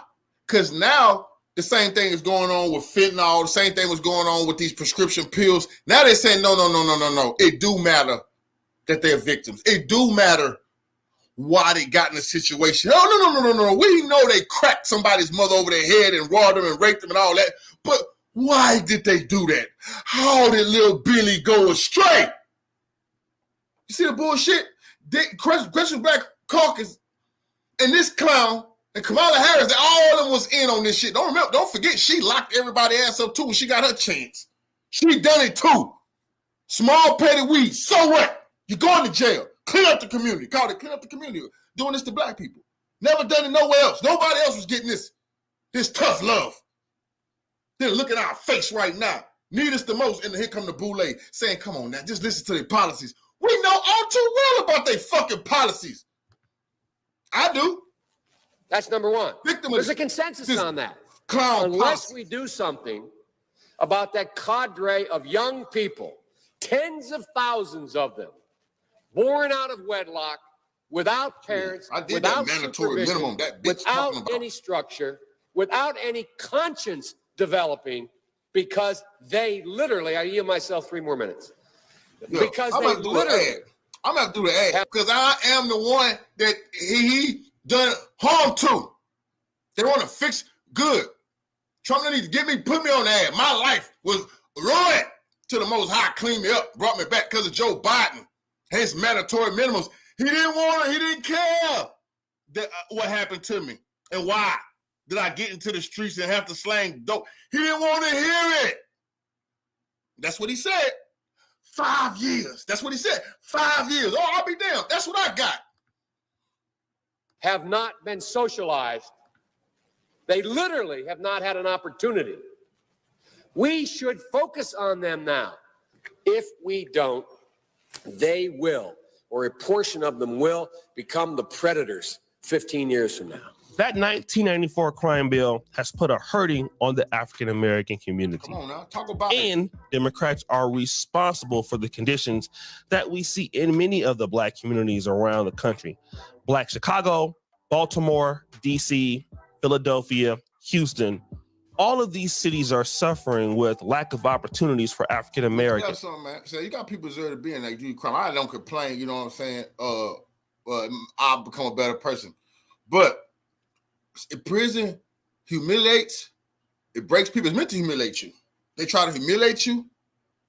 That's what Tupac, the sexual assault. Every time you gotta go every time you get a visit, you gotta strip, bend over. You see the humiliation? Every time anyone of y'all went visit y'all loved one in prison, you know what they had to do to see you at that glass? They love seeing you, but they were sexually harassed. We don't know these men's preference. You gotta bend over, squat, get out of them. All this to have a visit. Naked all the time. They're meant to humiliate you, meant to degrade you, meant to treat you like this. Some people never bounce back. Some people broken for life. Come out and abuse people even more. Some of our loved ones get addicted to pills and they try to take Thorazine, try to say, man, I know people. Kinfolk know we know. They never came back once they took some of these drugs. Changed forever. Gone. Don't know them, they'll never be the same. That's not a joke what Joe Biden did, man. Some people, some of our loved ones went out 5 years, got killed. I know a boy had 2 years, got killed because somebody stole a damn radio. That man never made it home. It wasn't even him, it was a selling. 2 years. Huh? That's not a game. That Joe Biden thought that was funny. The Progressive Black Caucus, they thought that shit was funny. They're gonna pay now because we're gonna make sure they don't get in power again for what they did to us. Okay, and African Americans are still struggling in these cities. We all know that. But the reality is this: Republicans also have racial bigots attached to their platform. And they're not just white people, all right? We know about the alt-right in Richard Spencer. But you also have non-blacks who do the dirty bidding of racist Republicans. And these are people like the Andrew Tates of the world, Myron from Fresh and Fit. You have Sanico, okay? And then you have your whites like Just Pearly Things. All of these are big time influencers for Donald Trump. And if these racial bigots were not there, I think a lot of the blacks would vote for Trump. He has charisma. He might be a liar here and there, like every politician, but everybody lies. Bill Clinton lied. Joe Biden lies. Ronald Reagan lied. The thing is, Donald Trump and Republicans want to give blacks more than what Democrats do, and they're willing to have the conversation. But the issue is the blatant racism on the right. It is too hard to stomach. Now, I'm going to give you an example. Revolutionary salute to Nina 812 for the donation to the war chest. Revolution is a way of life. I absolutely appreciate the support and the love, Queen. Salute. Of what I'm talking about. So this is Myron Gaines from Fresh and Fit. This is a Sudanese American guy who has a big problem with the African American community, also known as the Foundational Black American or #ADOS community. He writes, FBA equals frequently being all day. UPs were born in the greatest country in the world, speak English, get free education and endless government welfare programs, but want to cry about white supremacy. Again, these are traditional Republican talking points towards the black community. Let me be candid and tell you what everyone else outside the FBA community thinks, but will never say because American blacks love to call everyone racist.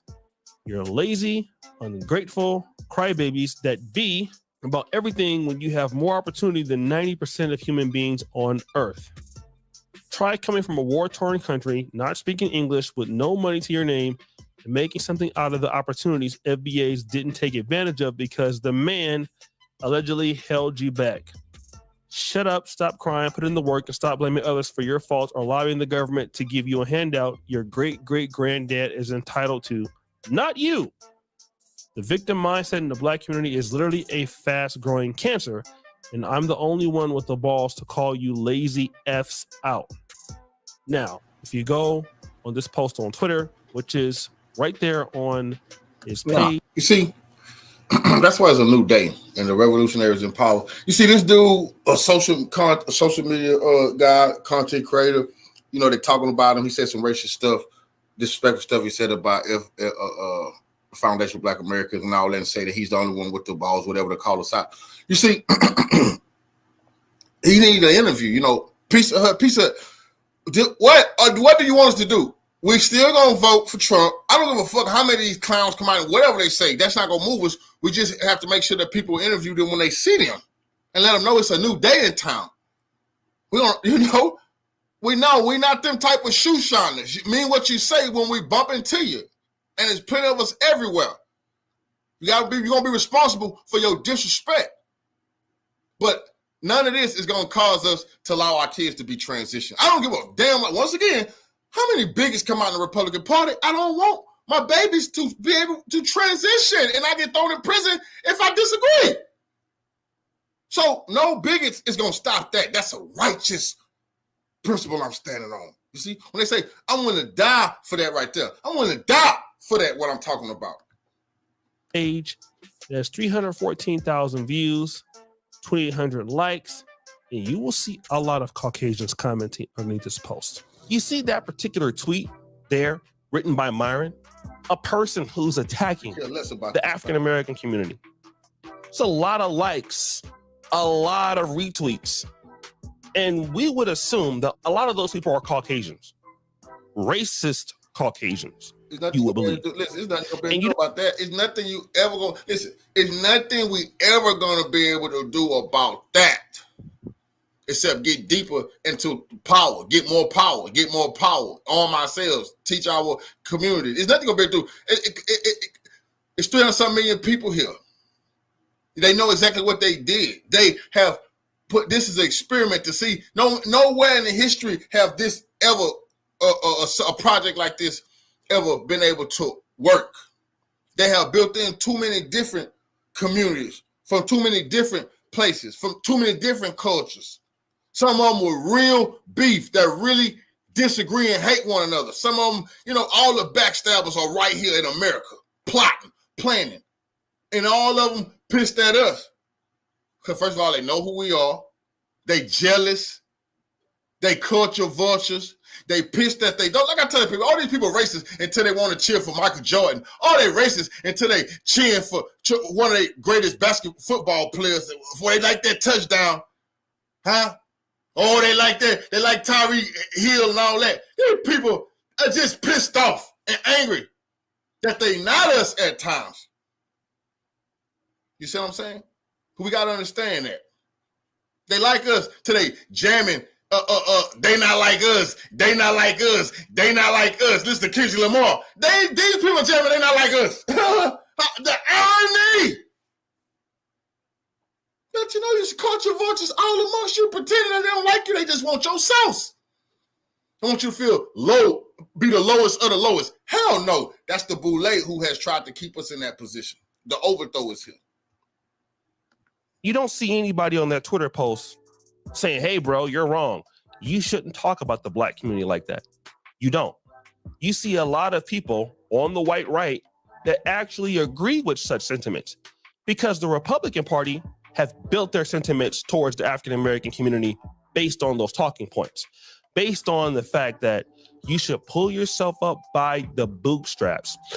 You should work harder. You should do this, a very paternalistic attitude towards the African-American community. So even if Republicans have more values aligned with Blacks, it's a big turnoff. But let's switch gears and talk about Kamala Harris. So I think what he's saying is very okay. I didn't like that visual, the bright white.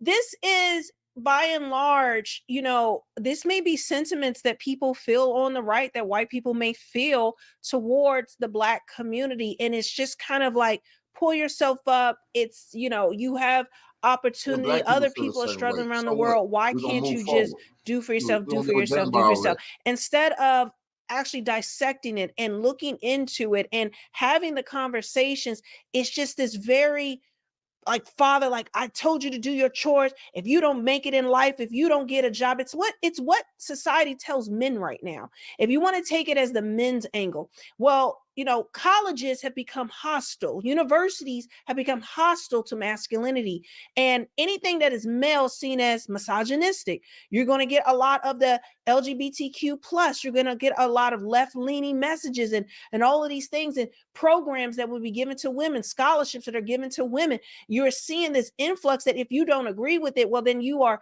you are going to be demonized. You're going to be marginalized. Then you have also where women can make false sexual assault charges against a man. Even if she's found to be lying, he still will get kicked out of school. He still can lose his good name. Just saying assault towards a man is that he did something to a woman is enough to get him canceled and destroyed. And we've seen that. So that is the same mentality to say, well, you're a white man in America. You have great opportunities. You can go to college. You can get a great job. You have all these opportunities, but you're living in that environment on the university campus. And people will say, but it's, if whatever I do is seen as misogyny and there's an inherent bias against me because I am a man, because I was, because I'm a man, because I'm a white man, I am, there's no scholarships for me. If I even talk to a woman wrong, I'm going to be canceled. If I even look at a woman wrong, I'm going to be canceled. And you can see that type of mentality when it comes to talking about the Black community. It is this, there's a comparison there that this is kind of how the the Black community has felt or feels when it comes to the right, when it comes to being in those spaces. It feels like this inherent hostility and this undercurrent, just like there would be this undercurrent that I'm a white male. So, I mean, he's a white male and he's just seen as a white male, and he's all of those things that you would see on a university campus and what the people will be thinking about him. That is the comparison. It's not a great comparison, but I'm just trying to get you into that mindset. And they may say, well, you're a white man. Why do you have a victim mentality? You have all the opportunity in the world. You're just acting like a victim. Oh, because you can't say certain things on social media because you're going to get canceled and lose your job. Like, why are you being such a victim? Why don't you just stop being so misogynistic? Why don't you just own that your whiteness and what you have done to oppress others in the United States, and that you have the opportunities more than anybody else? Why, how can you be a victim and be crybaby and all of that? That is the same type of talking points that you will hear. And what does that invoke in you? If somebody was saying, why are white men now claiming that they're victims of DEI or victims of these types of things, when you've had all the opportunity? Pull yourself with a bootstrap. You can just barrel through that, and it should be no problem for you. So does that help to maybe put that into perspective?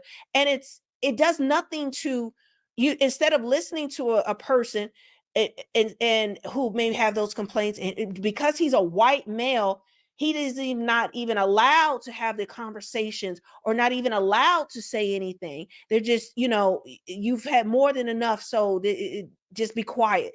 So that's the same thing. You have to understand it's nuance. It's not just this top line, shut up, you have more than enough, and you should just be grateful. When you shut people out from even being able to talk about these things and to find solutions that make sense, this is where you have that repellence towards things. And then when people like him who make these posts, and you see white people, not all, okay, this is not all, again, this is a small percentage, who will be agreeing with it and say these things, and you don't see any pushback from the right or other white people on the right towards these types of things and being nuanced. And then you see the left condemning it and coming against it, even though they do nothing about it. But you see that other than pandering, when you see that, it's like, okay, well, they're more on my side, even if the policies don't actually show that, even if the results don't show that. I hope you guys are getting what I'm saying, the sentiments I'm trying to push towards with this. Kamala Harris looks and behaves like an African American. She's not, but she behaves like one. She went to Howard University and HBCU. She worked in the Bay Area. She has a white husband. She's a Black woman. And she attaches herself to the African American plight. But there is one big issue with Kamala Harris: reparations. You see, Joe Biden and Kamala Harris love giving everybody else in America their just due. Remember, your migrant crisis that you have right now is responsible because of Joe Biden's policy. You see, instead of trying to make amends with the African-American community, Joe Biden said, nah, we already got your vote. Let's get some more immigrants over here and you pay your taxes for them so they can replace you. And then when we talked about reparations, Kamala Harris had this to say. So I'm not going to sit here and say I'm going to do something that's only going to benefit Black people. No. So I'm not going to sit here and say I'm going to do something that's only going to benefit Black people. No. You see, Kamala Harris doesn't believe in reparations for Blacks without even saying it. She still expects your vote. Barack Obama didn't believe in reparations for Blacks. He still expects you to vote. And that's the real problem. Democrats will expect Blacks to do their bidding for nothing. It's almost like taking care of a wife who won't sleep with you, paying the bills every month, and her telling you, you better not cheat on me. Even though she's doing nothing to appease the husband that's always faithful to her. And now, my final conclusion. Will Trump do enough to beat Kamala Harris? And should Blacks vote for Trump? My answer is a resounding yes. Blacks should vote for Donald Trump. And I know that's hard to do, and people are going to get upset with me, but I'm telling you, yes. You're not going to get anything for voting for Kamala Harris, right? And we're not politically organized enough to have our own party, at least not yet. But with Kamala Harris, you're going to get the same problems that you got with Joe Biden.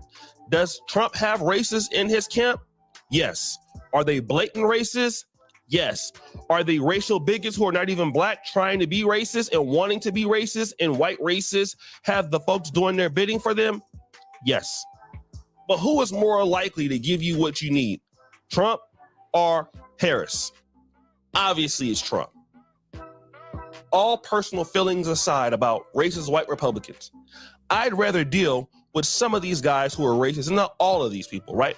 But I'd rather deal with the racial bigotry of the right than to deal with the hatred of blacks from the left.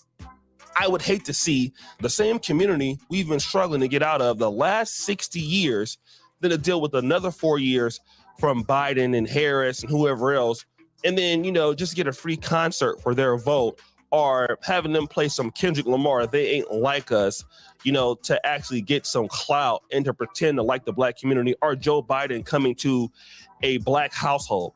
Speaking of Joe Biden, want to know what the last thing he said about with the black vote and why he's losing traction with blacks? Listen to this.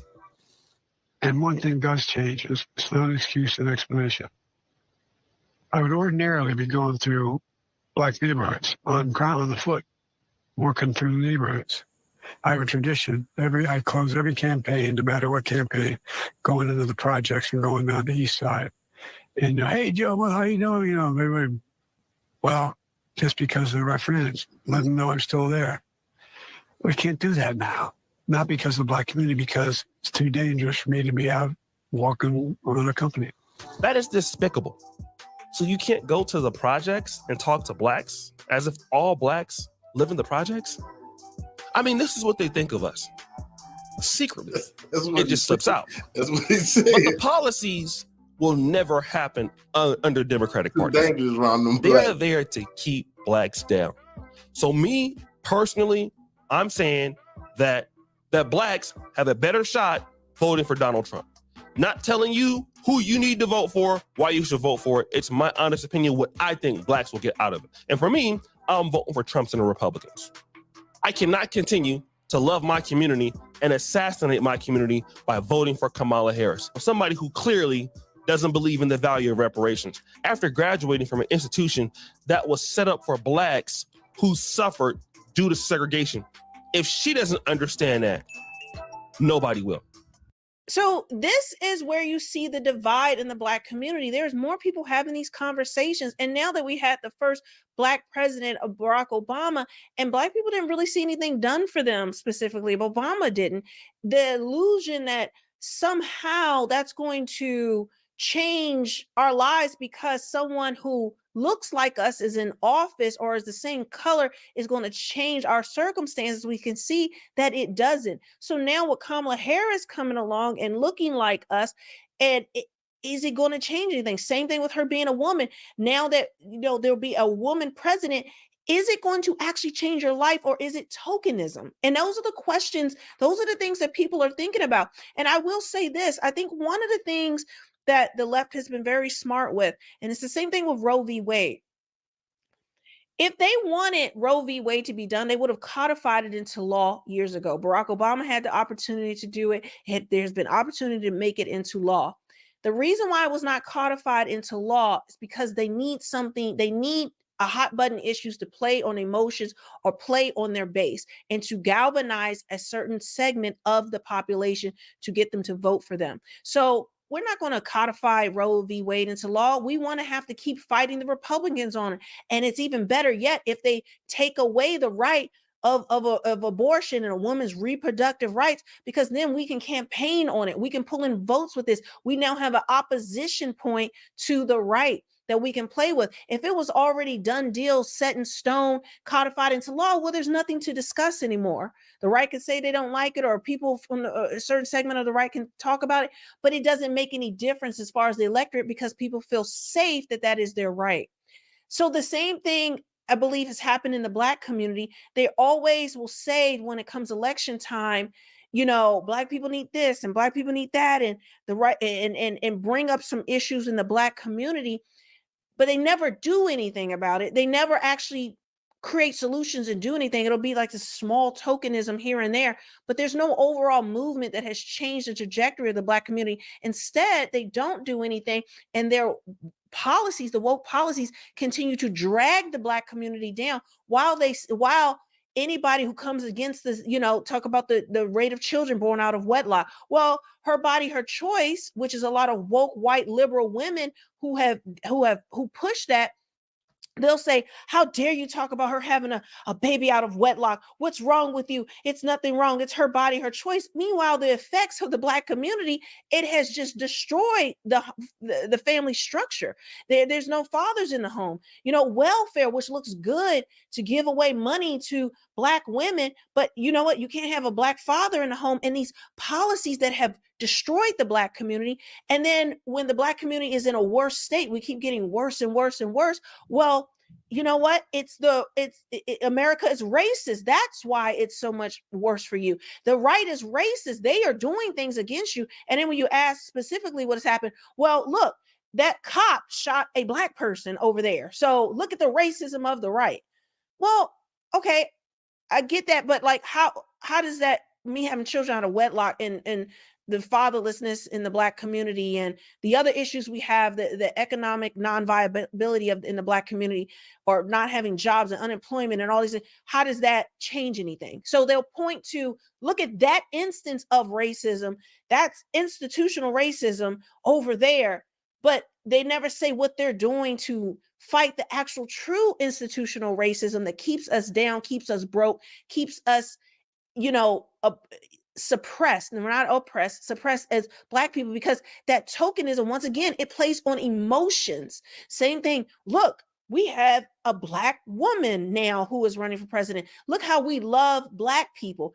Even though she's openly said she's going to do nothing for Black people, she never really claimed Blackness until it's time to get votes. So this is where these conversations need to go now. And I'm actually very happy that we have social media, we have YouTube, where we can have these conversations, and it's no longer just mainstream media beating into us, the same old messaging that, in my opinion, has kept back the Black community. And I call it a plantation mindset. Well, Massa gave me, more gave us fried chicken tonight. So Massa really loves us over here, and it keeps you like feeling safe in your corner. But now these conversations are being opened up. I'm not telling anybody who to vote for. Again, I just like the conversation. I like the fact that people are thinking. I like the fact that the Black community is no longer a monolith, and that they are seeing things differently and looking past, everybody over here is for us and everybody over here is not for us. Now people are thinking more decisively and seeing the results and the consequences. And dare I say, most of the consequences, most of the downfall of the Black community right now has been who we have galvanized behind, who we have voted for. You have to look around. Are we any better to have who we have voted for, who we've been behind? And these conversations online now, a lot of people are very shocked, especially older people are very shocked when I try to tell them, listen, a lot of Black people are voting for Trump, even with Kamala Harris. And they say because they were better off under Trump economically, they were doing better. They liked his policies. And quiet as it's kept, Black people are conservative in their values. They're not down with all the LGBTQ and the trans stuff and the very woke, white, liberal mindsets that are out there. Even though Black women get the vast majority of abortions, it is celebrating and a woman's right to choose and all of that, and abortion. It is not something that Black people, it's almost like this taboo topic. Black people know it's wrong. Black people don't celebrate that the way you'll see white woke women out just, if I want to, kill my baby, then that's my choice. You're not going to see that, but you're going to see the behaviors and the actions demonstrated in the Black community. It's very nuanced, but overall, Black people are very conservative at their heart of hearts. And it's just, that's why it's been such a conundrum or such a confusing thing as to why they don't vote that way. But I think he did an excellent job of dissecting and breaking it down, and it's food for thought. And I think it is, if you want to see a difference in this election and what will happen, these are the type of conversations that are going to do it. And it's up to the different parties and see how they react to these types of conversations, if at all, that is going to actually turn this election one way or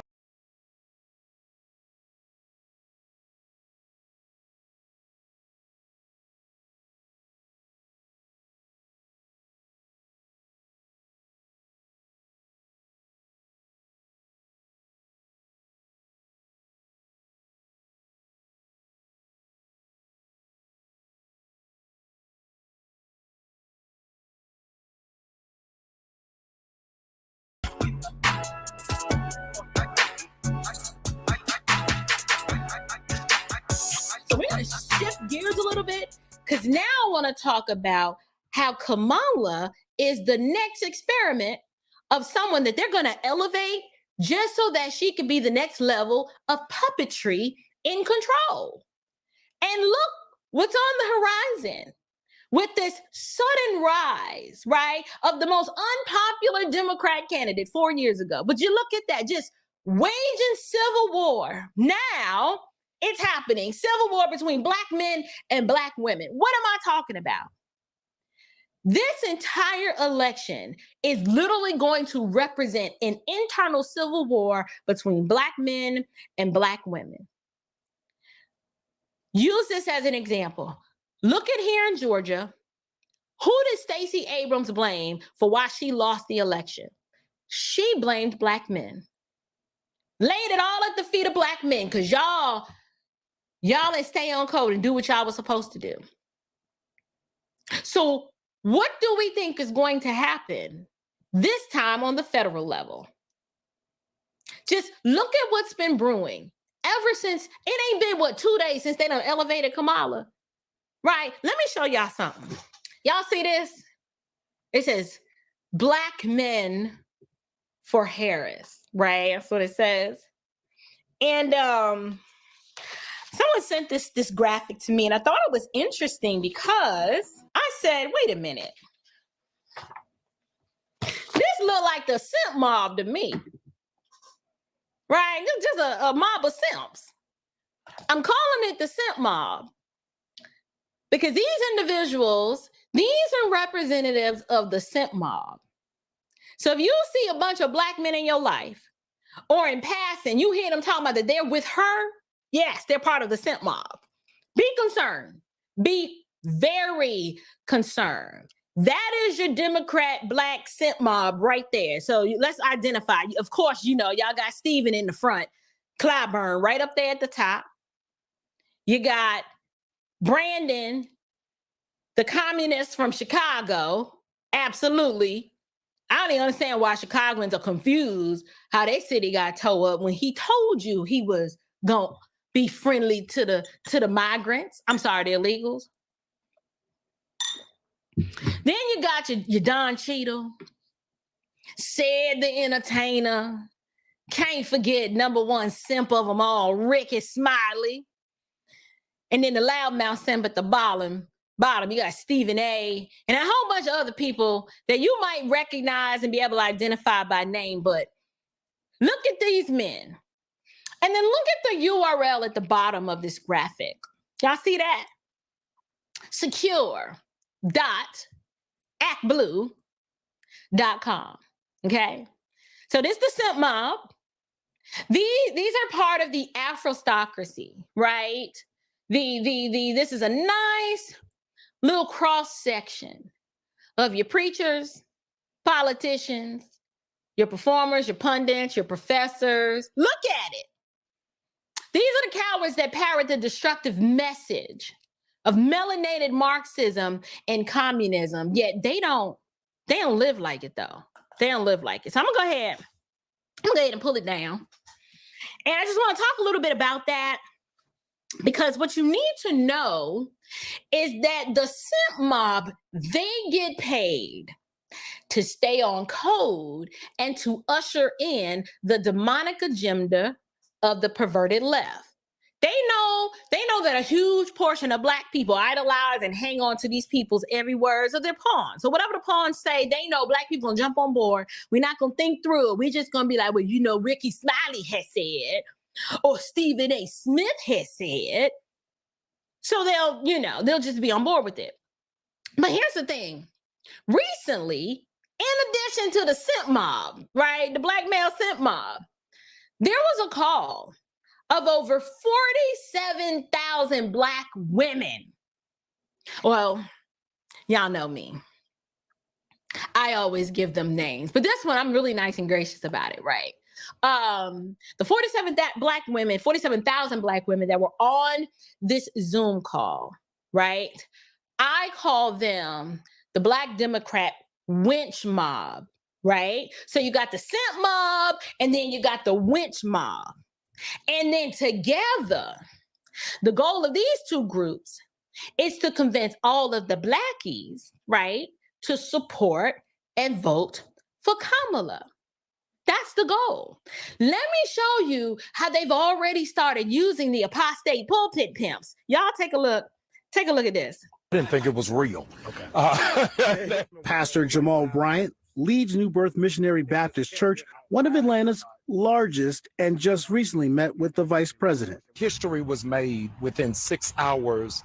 She was able to raise $63 million.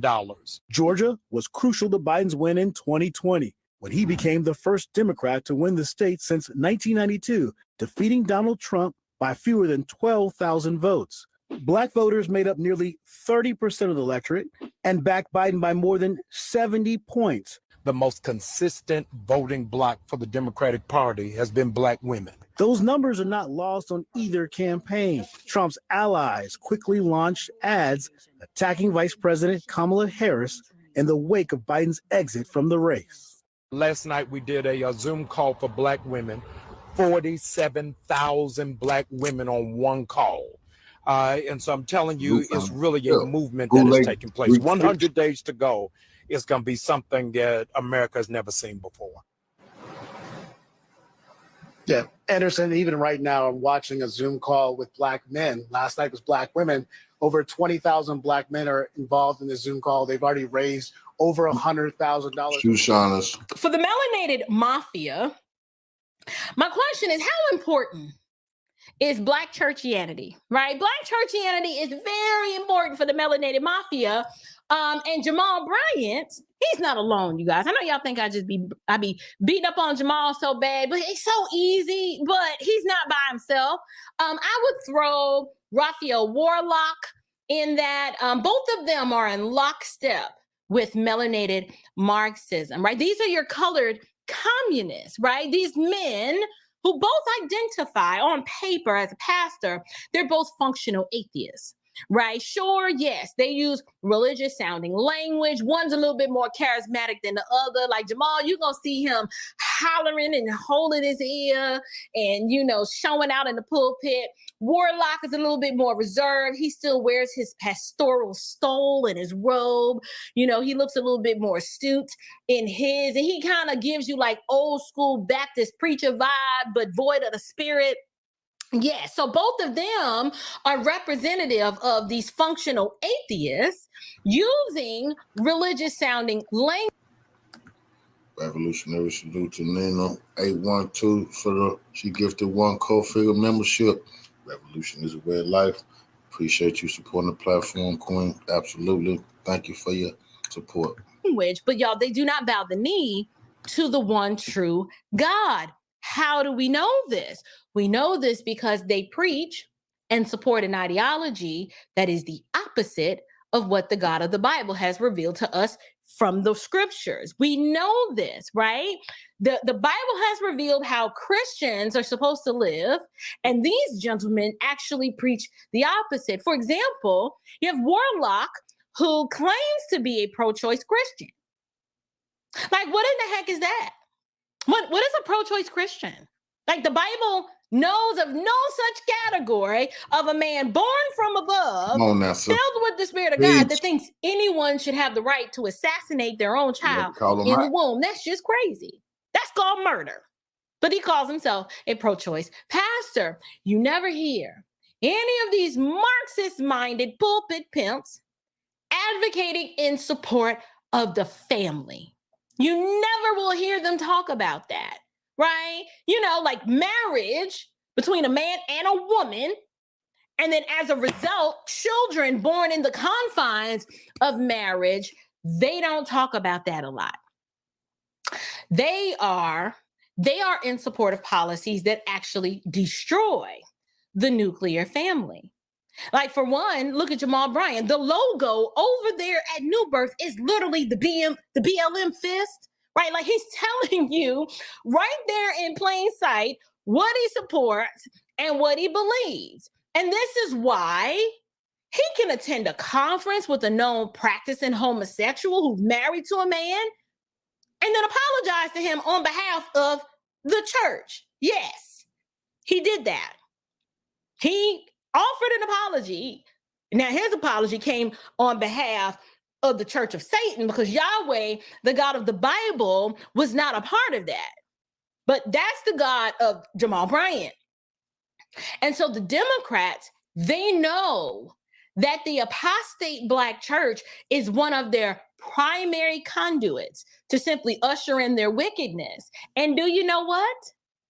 You know what? Like, it's been working.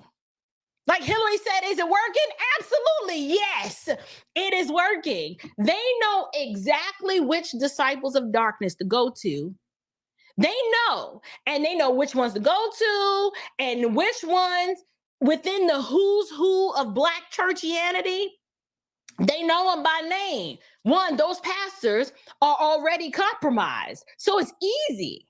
Jamal Bryant is an extremely valuable asset to the melanated mafia. His reputation's already marred, and it's marred by his own self-doing, right? He did it to himself. He lacks self-discipline, right? No control over his loins. So he's perfect. He likes women, he likes money, and he likes controlling people. It is the perfect combination. And what you're gonna do, you're gonna start to see more. In the upcoming weeks, you're gonna see more of this. Every week, Jamal is in his pulpit, reinforcing mental slavery and preaching spiritual bondage with a toxic message to ethnic Black Americans. This is why the men in his church are to be pitied, not respected. Sorry if you go there. I don't know what you want from me. He literally breeds simp soy boys, right? That bow the knee to whatever the Black women in their lives say, or the Black women in their sphere of influence, whatever they tell them to do, that's what they're going to do. That's what they're going to do. All throughout his sermons, you're not going to hear the gospel of Christ proclaimed. You're going to hear a message that is fueled by the spirit of hatred, his blatant racism that just comes across the pulpit, right? You're going to hear a whole bunch of victimization and the whole time, while you hear all that, he'll be siphoning money from his own people to enrich his own pockets. When you examine a Marxist, they will always preach a socialistic, Marxist-minded type rhetoric, but they don't live that way. They don't live that way themselves. They live and move in the world like capitalists. They sell their books. They live in big, beautiful houses. They don't live near no poor people if they can help it. And they're always flossing and showing off their cars, showing off their little ugly, just bootleg looking designer clothes, showing off all their material things. Let me show you another example of what I'm talking about. I got to show y'all this one. This was a Twitter post that I came across. It's by Insurrection Barbie. And it says, there is zero chance on this planet that in 24 hours, 880,000, mostly first-time donors, donated $80 million to Kamala Harris. The woman who got less than 1% of the vote in 2020 has a 37% approval rating and is polling worse than Joe Biden. The tweet goes on to say, they are laundering money through Act Blue. How stupid do they think people are? So I'm showing you this to further support what I'm saying. You see this post. My question to you guys are thinking people, got your thinking caps on. How do you explain all of a sudden the candidate with less than 1% of the vote in 2020, polling worse than Joe Biden as of 2 days ago? How do you explain that? They didn't just find out that Joe Biden has experienced cognitive decline. They didn't just find out that the man has dementia. All of those people in the Democratic Party who were pushing for him to step down or pushing for him to not seek re-election, they've been interacting with him. They've been talking to him. They know perfectly well that the man has lost his mind, and they've been knowing that for 4 years, and they didn't mind. This isn't about wanting him to step down or wanting him to step aside because they think that he's not competent. No one ever thought he was competent. What it's about is that you know that when your own people, your own Democrats, your own liberals are making fun of Joe Biden online, on social media, on television, in the mainstream media, and so on, the man has become a laughingstock. That means that him winning in a rigged election wouldn't be plausible. No one would believe that. It was barely believable even in 2020. So there's no way that you could get people to actually believe that Democrats turned out in significant enough numbers to give Joe Biden a victory in 2024. He was asked to step down or asked to step aside because the Democratic Party knows that if they want to sell their appointed president to the public as if they were democratically elected, there has to be some degree of plausibility to that. You see, if they could have, they would have given the Democratic Alliance in South Africa the full victory, but it wasn't plausible. So there has to be some degree of believability. I don't think Kamala Harris is any more popular than Joe Biden, and she's not much of a better speaker. It's a choice between Kamala Harris, who always sounds like she's a little bit drunk, or Joe Biden, who sounds like he's in a perpetual fugue state. However, with Kamala Harris, you have certain factors that will be very appealing to the liberal base, to the Democratic base, that allow you to craft a narrative that makes her victory plausible, regardless of whether she gets the votes or not. If she's appointed as the winner in a rigged, unfree, unfair election, which is what you have in the United States, because, as I say, that's what the United States tries to ensure you have everywhere else in the world. So you better believe that they make sure that in their own country, it's just as controlled and managed a process as it is a controlled and managed process anywhere else in the world that the U.S. has a hand in it. So when they appoint the candidate whom they want to win, who they've decided to win, who the oligarchs have decided should win, they need there to be some democratic plausibility to that win to make people think, either make people think that yes, they did this candidate did in fact win, or you make such a convincing and coercive and manipulative narrative around that candidate that no one will admit that they didn't vote for that candidate. In other words, she's going to be the first woman president. Well, wouldn't you be ashamed of yourself if you didn't vote to break the presidential glass ceiling? She's a woman of color. Well, wouldn't you be ashamed to say that you didn't vote for a woman of color? Well, that would make you a racist. If you don't vote for her, then the only two reasons that could possibly be is because she's a woman and she's a woman of color. So that means you're a misogynist and you're a racist. So you can craft a narrative around her that everyone will want to say that they voted for her, even if they didn't turn out to vote at all. Because we're going to hear nothing for the next 3 months except how excited the Democrats are, how reinvigorated they are, and how thrilled and breathless with anticipation the American people are for being able to finally achieve this first woman presidency in the United States. Everyone is excited about it. So therefore, when she's appointed as the president, if that's what happens, when she is appointed as the president, everyone can believe that the hype got her elected, even if no one shows up at the voting booth. And when everyone starts cheering in triumph and applauding and congratulating themselves for being so progressive and so liberal as to elect the first woman president and the first woman of color as president, well, no one will be willing to say that they never voted for her. So it's a very, you have a lot of strategies that you can use to convince people that it's either believable that she won or it's unthinkable that you would deny that she won. Why is all of this important?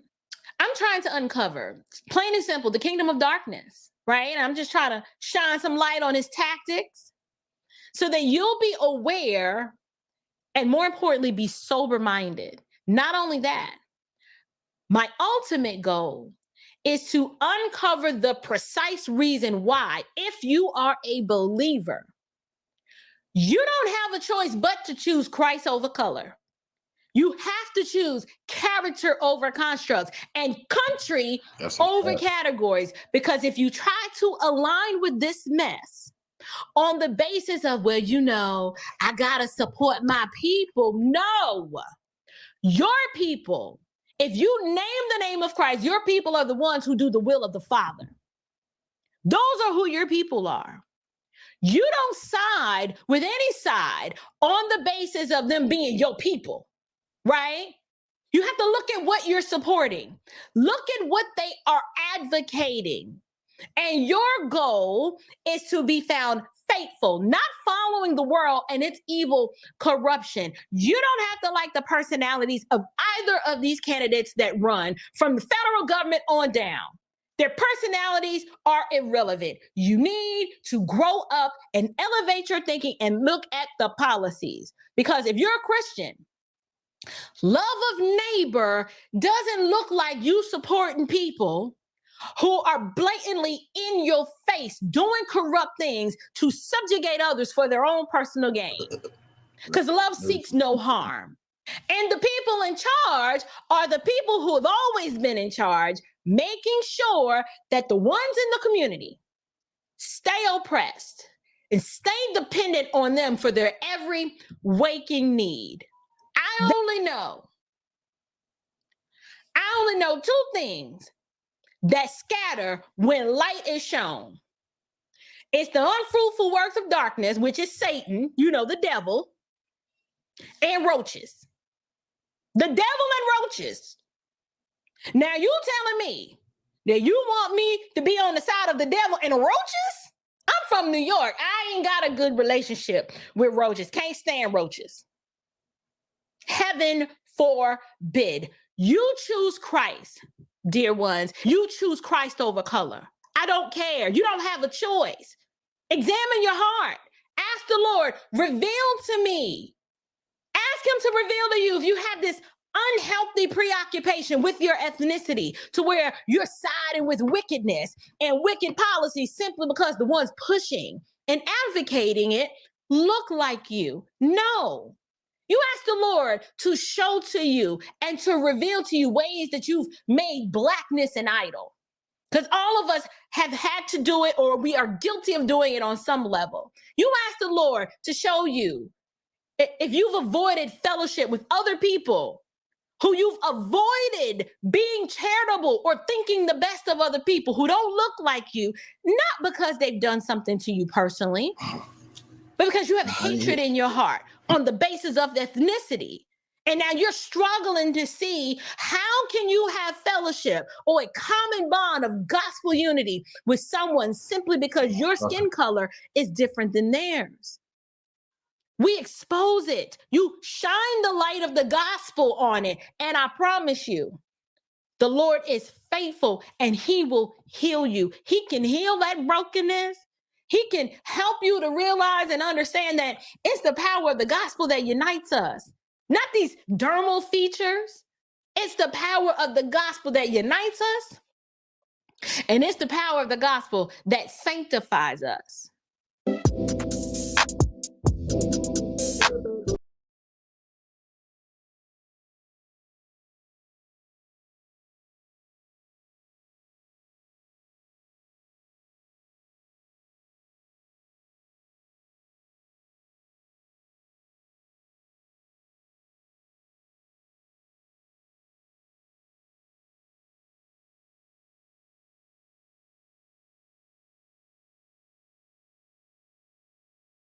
Gentlemen, your good friend Van Jones, the one that cries for every single thing with the Democrat Party.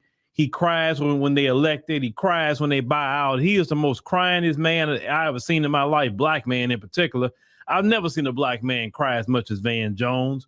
But Van Jones is coming on CNN talking tough, but really talking tough about black men. And I wasn't a part of this, particular conversation. Maybe some of you were, and you could fill me in.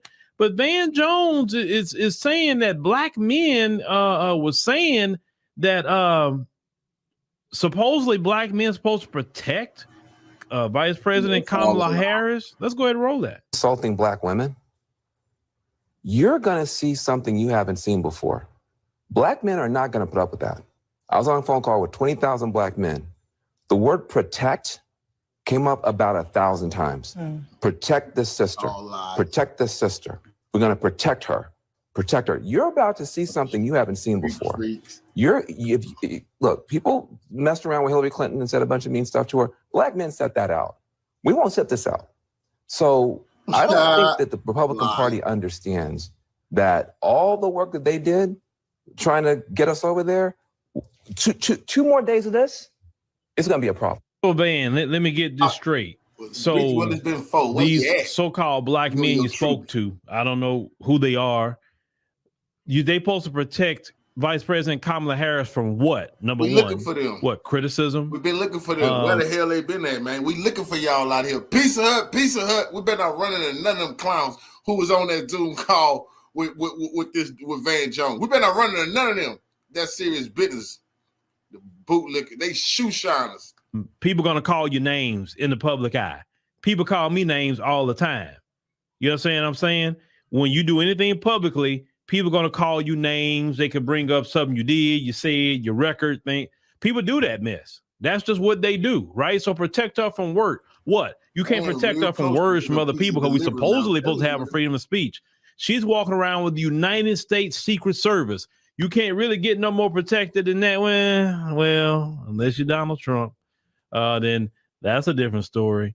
But she's walking around with the United States Secret Service. So what more protection do she need than that? She supposedly got her husband, Doug.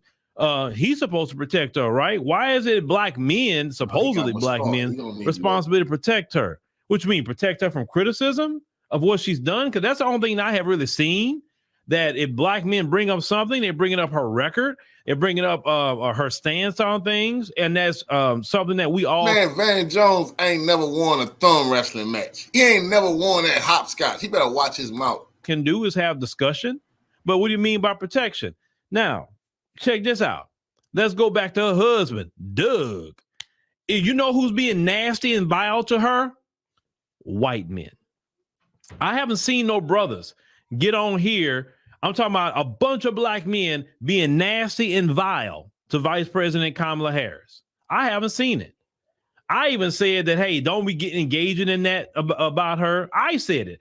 I said, let's bring up, her record. Let's bring up her policies that she has now with Joe Biden. Let's bring up all of that stuff. Like we just talked about Matrice Richardson last night and how she failed the family of Matrice Richardson, how she basically let the cops off of the hook in the Los Angeles Sheriff's Department. She did all that, right? This is what she did. So we can go on her record alone and deal with what she has done. We don't have to as black people. Man, talking about him and them 20,000 brothers. Well, where the hell was they at when Breonna need their help? Free Grandmaster Jay, salute to the NFAC. They had to stand up. Where the hell is Van and these 20,000 soldiers every day, the black community calling on them for some help? The pushers, the dealers, the killers, the pimps, the date rapers, the kid door burglars terrorizing our community. Where is Van and these 20,000 people? You waiting on somebody, if they say something about Kamala, brother, we dying out here daily. Y'all holding back 20,000 foot soldiers? Shame on Van. We can't let Van get away with this. We calling Van out. Brother, please, down here in Galveston County, Texas, we're under attack. Blackface Ku Klux Klan running rampant everywhere. Fentanyl pushers. Van, could you send about 1,000 of your troops, brother? 500, anything, Van, please. We know we heard y'all talking about protect. Good. Please come down here and protect, Van. please don't let us find out you was lying. You were faking. You were fraud. You don't know nobody. That's about nothing. I hope you was telling the truth. On behalf of the community, Van, we hope it's 20,000 soldiers ready to protect us. What you mean by Kamala Harris? He never once said we're going to protect the black community. He never said that. The Boule, they don't give a damn about us. Be nasty. We don't have to. Now, when she's sitting up here trying to cosplay a black American, that's another thing that we got to sit up here and have a conversation about. You're not going to try to put her on our lineage. That's just not going to happen. She got to be truthful to her lineage and where she at and where she come from. We're going to start a hashtag, Van, help. We're going to hashtag Van. I swear to God, we're going to hashtag Van to death this election. I'm coming with the hashtag myself. I'm going to hashtag that nigga. I ain't been on Twitter in 2 years. I got a Twitter account. I'm going to start calling Van out. Crime is happening, Van. You on the clock, brother. That's serious fucking business. You 20,000 strong? You stronger than Nation Islam. Where the hell you been? I didn't know you had it like that. We better find out. We hope you weren't playing. The community going to be very upset, Van, if you can't protect us. And the people that she's done things to, like Matrice Richardson, is from the soil. When it came to protection, why didn't Kamala Harris protect Matrice Richardson and do something about that situation? Why are you asking black men who this woman has never prioritized to protect her from what? Then I keep asking from what, Van Jones? 2 more days of what? These white men in particular, they're going to be on her butt like white on rice, just like they were in Hillary Clinton. Why would they treat her any different than Hillary Clinton? Of course, they're going to treat her a lot worse. I mean, we know that. But if they did that to Hillary Clinton and she was a white woman like them, why do you think she's going to get a pass from them either? You know what I'm saying? And she will probably get a little worse than Hillary Clinton. I'll be damned if these civil rights shoeshiners, they let their mamas, grandmothers get beat. Dogs got sick on kids. These people, they want to pretend like they're going to do some violence. Nigga, please.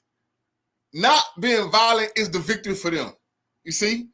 If people talk about Kamala Harris, they going to show up. If the people was going to be beaten, they going to show up and take the blows for what they mean by help protecting her. They're not going to swing or kick or punch. Hell no. Where is that in their history? No. They take the punches, get kicked, beat down, brutalized to show the world that they don't have hate, that they forgive the abuser. See, these are the forgivers of abuse.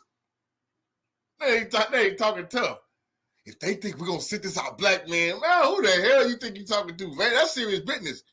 Who the hell do Van Jones sit here think he's threatening? You can't be threatening people on behalf of black men. You could have got one of us shot.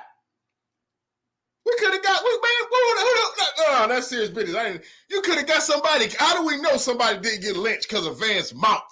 Now I got to go through all kind of records of the last couple of days, me and the revolutionary sleuths, detectives. Now we got to go through all over the country. How do we know somebody didn't get shot? Huh?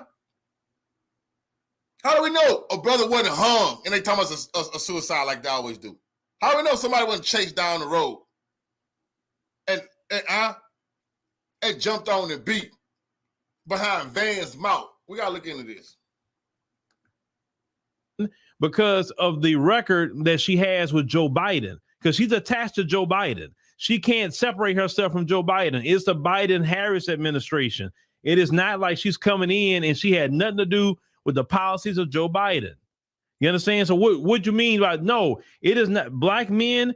You talking about that basically what we going to do? Oh, you know what? We're going to go out and vote Kamala Harris because we don't like what these people saying about her. Man, no. She is not going to get black men support like that. I know this. Listen, let me tell you something. I had someone tell me yesterday, call me on my phone, and that there was a brother on the city council in Houston that was talking to this person and saying, man, I don't know what we going to do about black men. He said, because black men, they are not going to vote for her. They're going to sit this out. What can we do to change this? Because the city council member was very nervous about that because they know that black men is not going to come out and vote. And listen, Houston, yes, we Harris are. County That's a is a myth. Democrat. Brother Phil, stop saying that. That's a goddamn myth. We can't get no power sitting nowhere. Nah, hell no. We can't get no glory like that. We want glory. We're going to be proud voters. We're going to post it. We're going to show you we the ones done it to you. No, I come from, we put our own work in, homie. You sit on the couch, you ain't got nothing to do with this overthrow. No, we putting in some work this November. Yes. Oh, we can't wait to see y'all faces. We want you to know we done it. Greek freaks. Democrat. It really is. Very, very strong Democrat. And they know that black men is not going to come out and vote for her like that. So if that's the conversation they're having behind the scenes. So Van, I don't know what you're talking about. And Van, see, you doing things like propaganda. Okay. And I get it, because propaganda, a lot of it is lying. I get it. But you're going to have a rude awakening in November when no one comes out. And the numbers you're expecting, yeah, it's going to be a small contingent. You know, the Boule Martin of the world and all the men like that, yeah, they'll come out and vote for her. But you're talking about the regular rank and file, working class black man. They don't got no stroke in our the community, business though. black man. Those two black men right there who make up the majority of black men. No, I don't care if you got on a Zoom call with 40,000 black men. That's not all black men you're talking to. That's only to those men. That's easy to do when you the Greek freaks, bro. That's not, they can do that. They Greek freak fraternal brothers. That's nothing. And then all donate. But they ain't never in their life, this shame will haunt them forever. They ain't never in their life got into the streets like that for any of our people. Anytime they say they give a fuck about what's happening to these sisters that's getting killed, like Sonia Massey, when have they ever got their punk ass offline? Why do we see them 20, 30,000 deep 40 in the streets? Huh? It's cowards. They don't got no heart. They want to tell us about a big number. Oh, 20,000. Man, please. We don't give a shit about none of that, bro. I don't know how much they throw that. Nah, please, bro. We don't like they kind. I don't know if they was 200,000 of us online. I don't give a shit about you flunkies. Y'all should be ashamed of yourself. And these weak cowards will not dictate the policies of black men anymore. We know who you are. We know what y'all been doing. We've been outing y'all. We big game hunters. We getting y'all out of office, mayors, city council women. We know y'all the Boule. We know what y'all doing. Y'all no longer coming out and then pretend like we are the shoe shiners. I'll be damned. This is serious business. Y'all done shamed our ancestors for the last goddamn time. You understand? Not put this Indian lady in office and pretend like she flesh of our ancestors' flesh and blood of their blood. That's bullshit. The majority of black men in this country is dealing with it. Look at what's happening right now with Sonia Massey. Where is Vice President Kamala Harris about Sonia Massey? She's not saying a word about it. She's keeping quiet. What can she say? This is her time to talk about black folks right now, and she's not doing it. What she's trying to post is a call from Barack Obama endorsing her. That's what she's talking about. She's not talking about Sonia Massey. But she said a long time ago that she's not going to sit there and only do something for black people. She said that. And I give her that much. She stuck to her. Say, I can't do nothing only for black people. Then got right in office and did something only for Asians and passed the anti-Asian bill, anti-Asian hate bill. That's only for Asian people. It's in the bill. Anti-Asian. She's Asian. You see? See how that went? You don't get shit. But the Asians can get something. You can pass the DACA. That's for the illegals. They can focus on DACA. That's just for illegals. That's specifically for them. That ain't for us. LGBT gay rights, more for them. That's specifically for certain people, but for us, no, we got to dig through the packages and the programs to see what we can sniff out. We got to dig through the garbage and see what's left. That's why we Boule you out of office. Your ass getting out, because that's what they done. Look us in our face, say you specifically not getting shit, and then give everybody everything in our face as we put them in office, as they pretend to be us. No, the disrespect has this went too far. We can't, they still understand we're on the edge. We can't take it no more. One way or the other. They gotta go. Her word. She's worrying about She just recently said that she wants to remove the term radical Islamic terrorism. Like that is a problem in America right now. That term. Inflation is a problem. Anti-black racism is a problem. We need an anti-black hate crime bill. We need reparations in the form of cash payments. We need the race soldiers dealt with finally. And she's not addressing any of that. Black America needs protection, not her. She got protection. Everywhere she goes, she got somebody protecting her. She's very protected. She's protected under the anti-Asian hate bill. She's Asian. She's Indian. Imagine she's actually protected under that. She gave herself something. Now she's safer now. Her family. Her family is safer by the law. That's disgusting, bro. They thanked her. Thank you, Kamala. You protected us in our Asian community. That's disrespectful as hell. Now look at us. Well, I can't do nothing just for y'all while the Asians are thanking you because you did something just for them. America is not protected. That's who's not protected. That's who needs them same so-called black men talking about protecting somebody.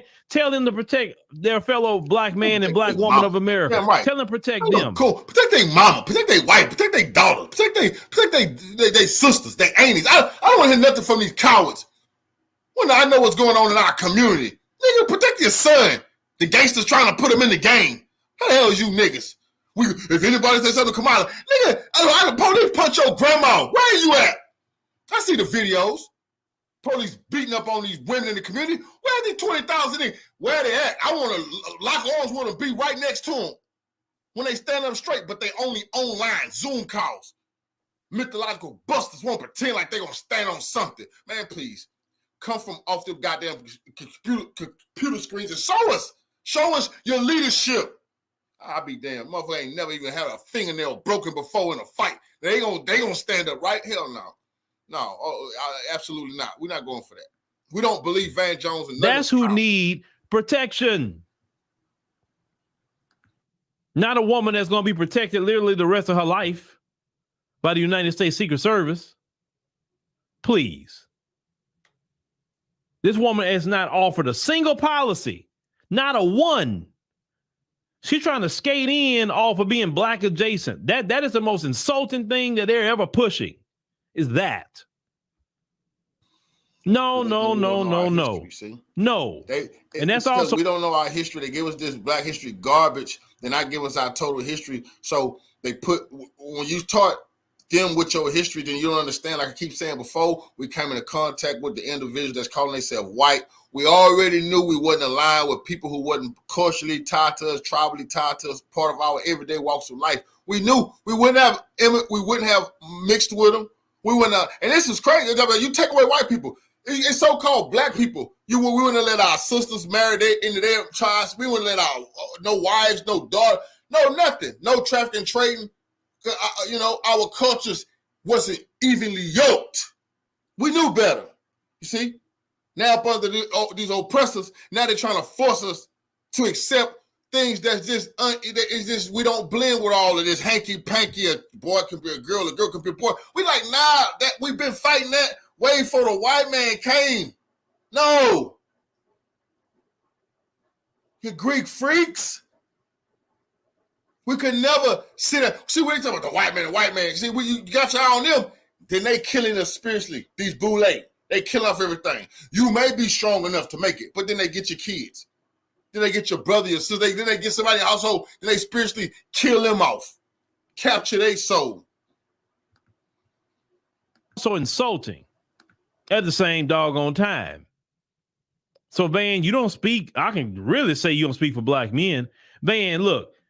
I don't speak for every black man in America either, but if it's a choice between me and you, Van Jones, I speak more for black men than you would because you don't even relate to that rank and file black man. If Jeff Bezos is cool with giving you $100 million because you're buck broken, you gotta get scalps, brother Phil. See, we're not doing that anymore. You see, leaders, when you used to speak for black men, you used to have a scalp in your goddamn hand. You used to show the whole community. You're riding for them, bro. That's serious business. No more of that. You ain't put the work. You got all the leaders. You have to put the work in for the community. The community needs to see. You know what I'm saying? That you actually putting it on the line for them. Because that's where our culture come from. That's, you know, elders stating, you know, you see, if you never did nothing, you don't get to speak. That's why elders used to speak. They had a history of standing for the community. Just some young punk never spoke for us as a community, not in the history of our culture. It's a rising phenomenon, man. You got 30 years before you can ever sit with the elders, bro. What's wrong with these people? That lets me know right there that you are not a threat. They're fine with you, but you got to cry to get it. Sorry, I'm not going to sit up here and cry behind Joe Biden. No, it's not. It's not about to happen. I'll shed a tear for my people. I'll shed a tear for my family, whatever. But Joe Biden, man, the hell to the no.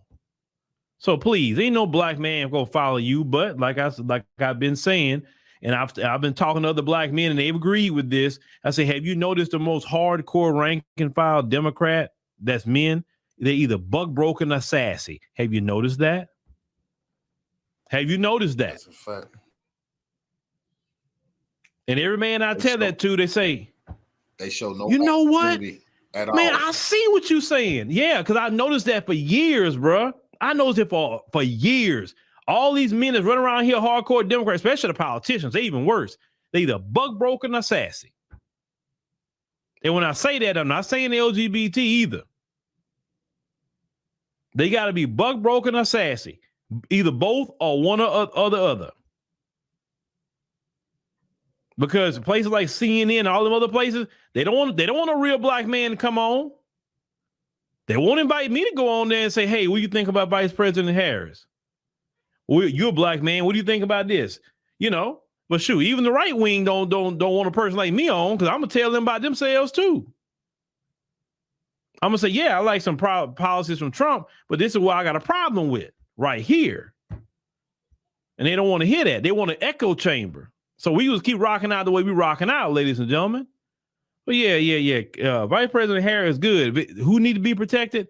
Black America with an anti-black hate crime bill. That's what we need.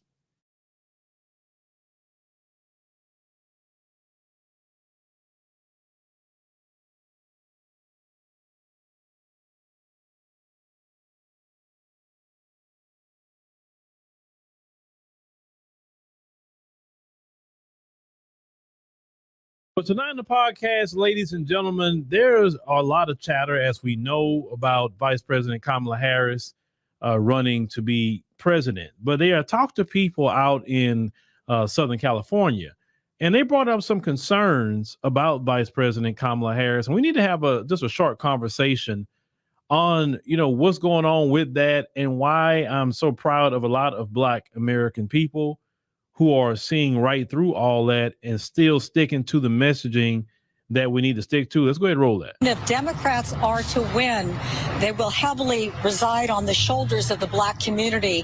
Now, immediately they said that in order for Democrats to win, they're going to reside heavily on the shoulders of the Black community. Now, this is what the news lady is saying right up front. So because of what they're even admitting in the media, then that means you should be asking Vice President Kamala Harris for reparations in the form of cash payments. You should be asking her and telling her we need an anti-Black hate crime bill because you're going to need us to actually get you into office. You understand? But unfortunately, we got some Black folks that's in this country that will not ask her that. They can be in her face and won't ask anything like that. They'll say, we can't get that. Them white people not going to do this. And what? That's why you don't get anything.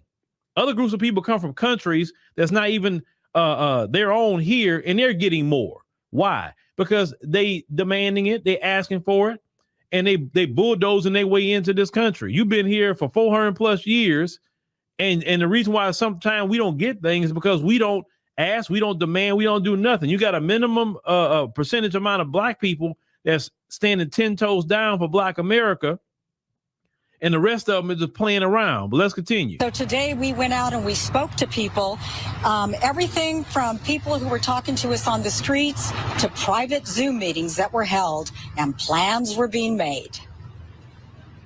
And we are going to win.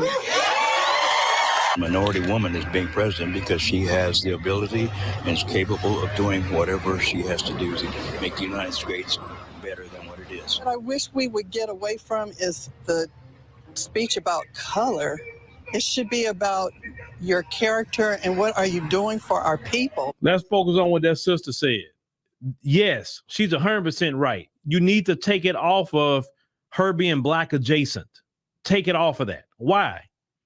Because if we just sit up here and say, I'm only going to vote for her because she's black adjacent, then what, first of all, what kind of dummies that make us look like as a voter?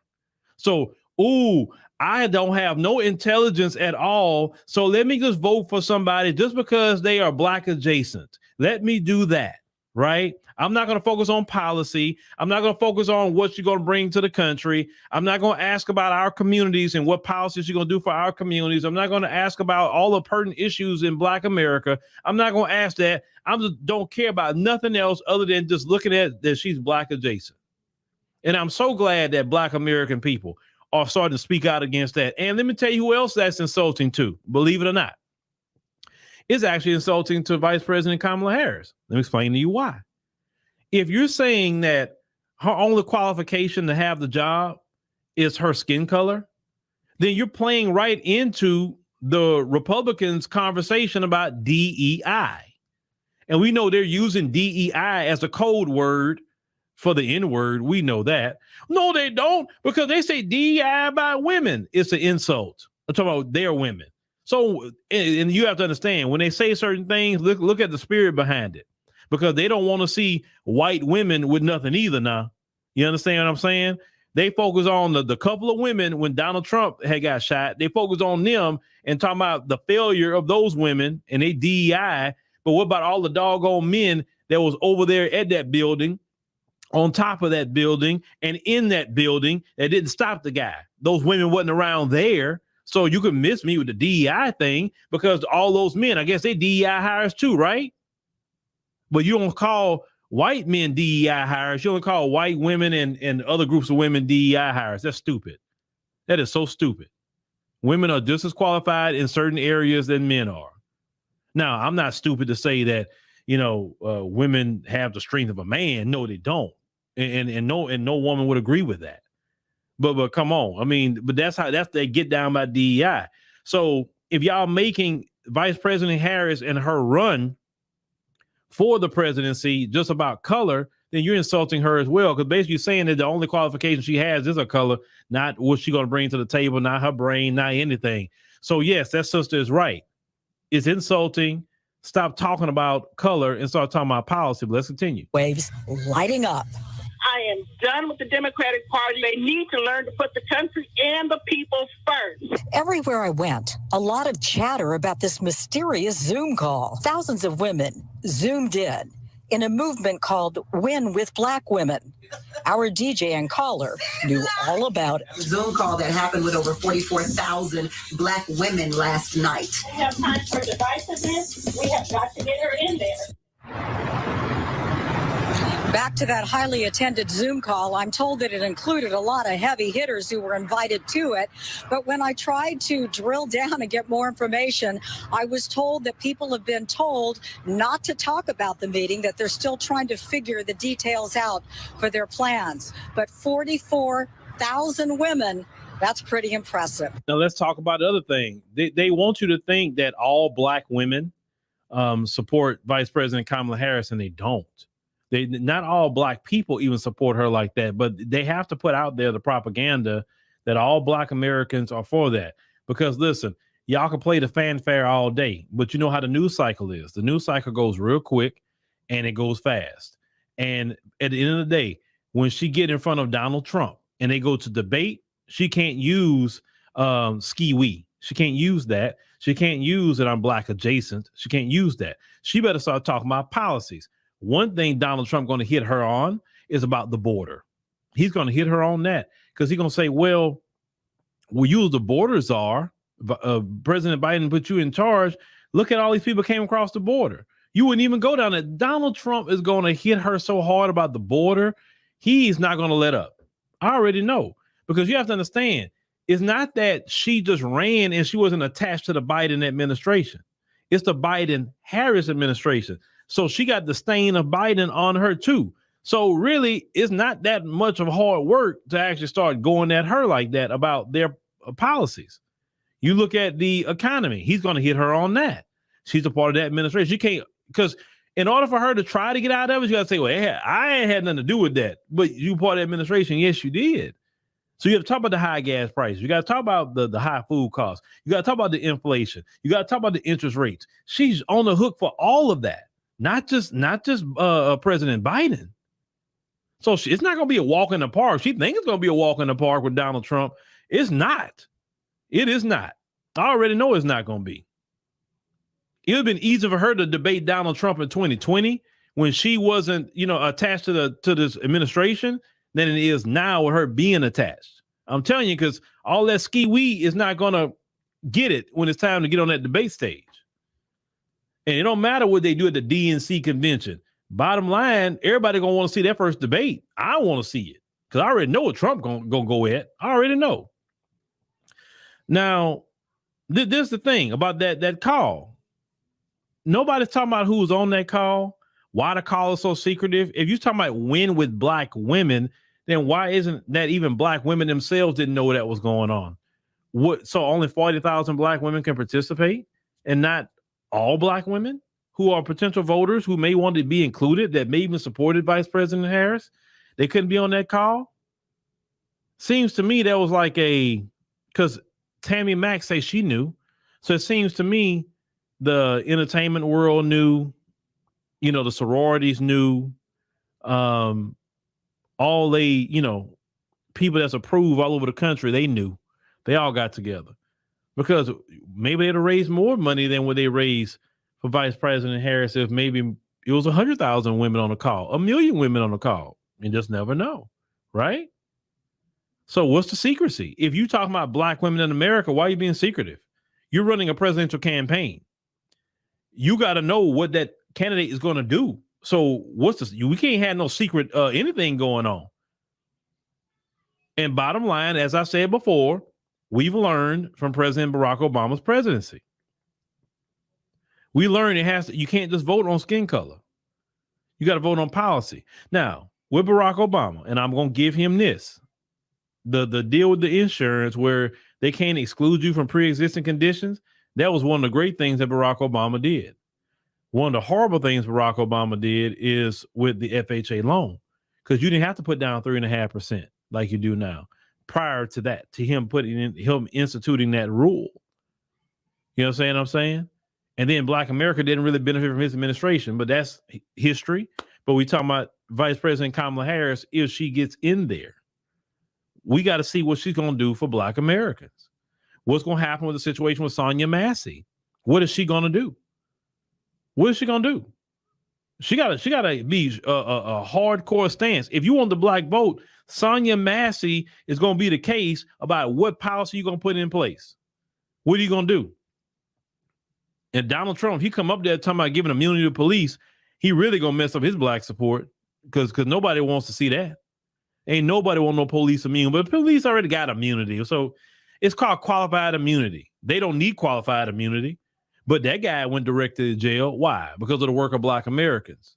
That qualified immunity game didn't work this time because he had him on camera literally executing a Black American woman for literally calling the police that needed help. She paid taxes for their salary, and they took that woman's life.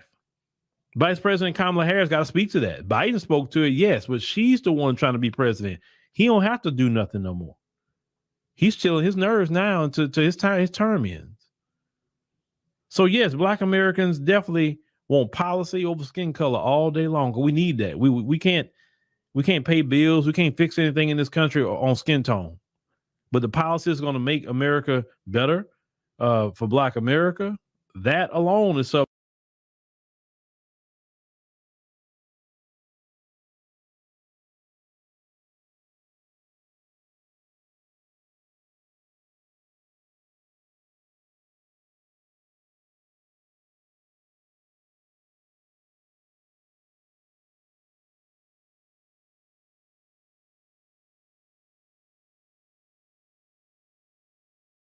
gentlemen, first and foremost, I want to give a shout out to Roger Meadows for sending me this story, because I was on vacation when this happened and I probably wouldn't have known about this, but something happened in New York, and that involves Donald Trump's polling with Black voters in New York. Dun, dun, dun. Peep this, fam. Trump trails Biden by just 8% in New York.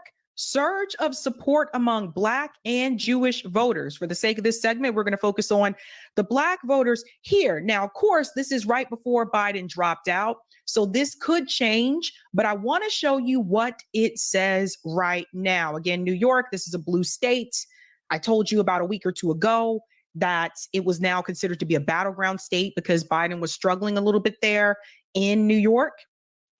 Peep this.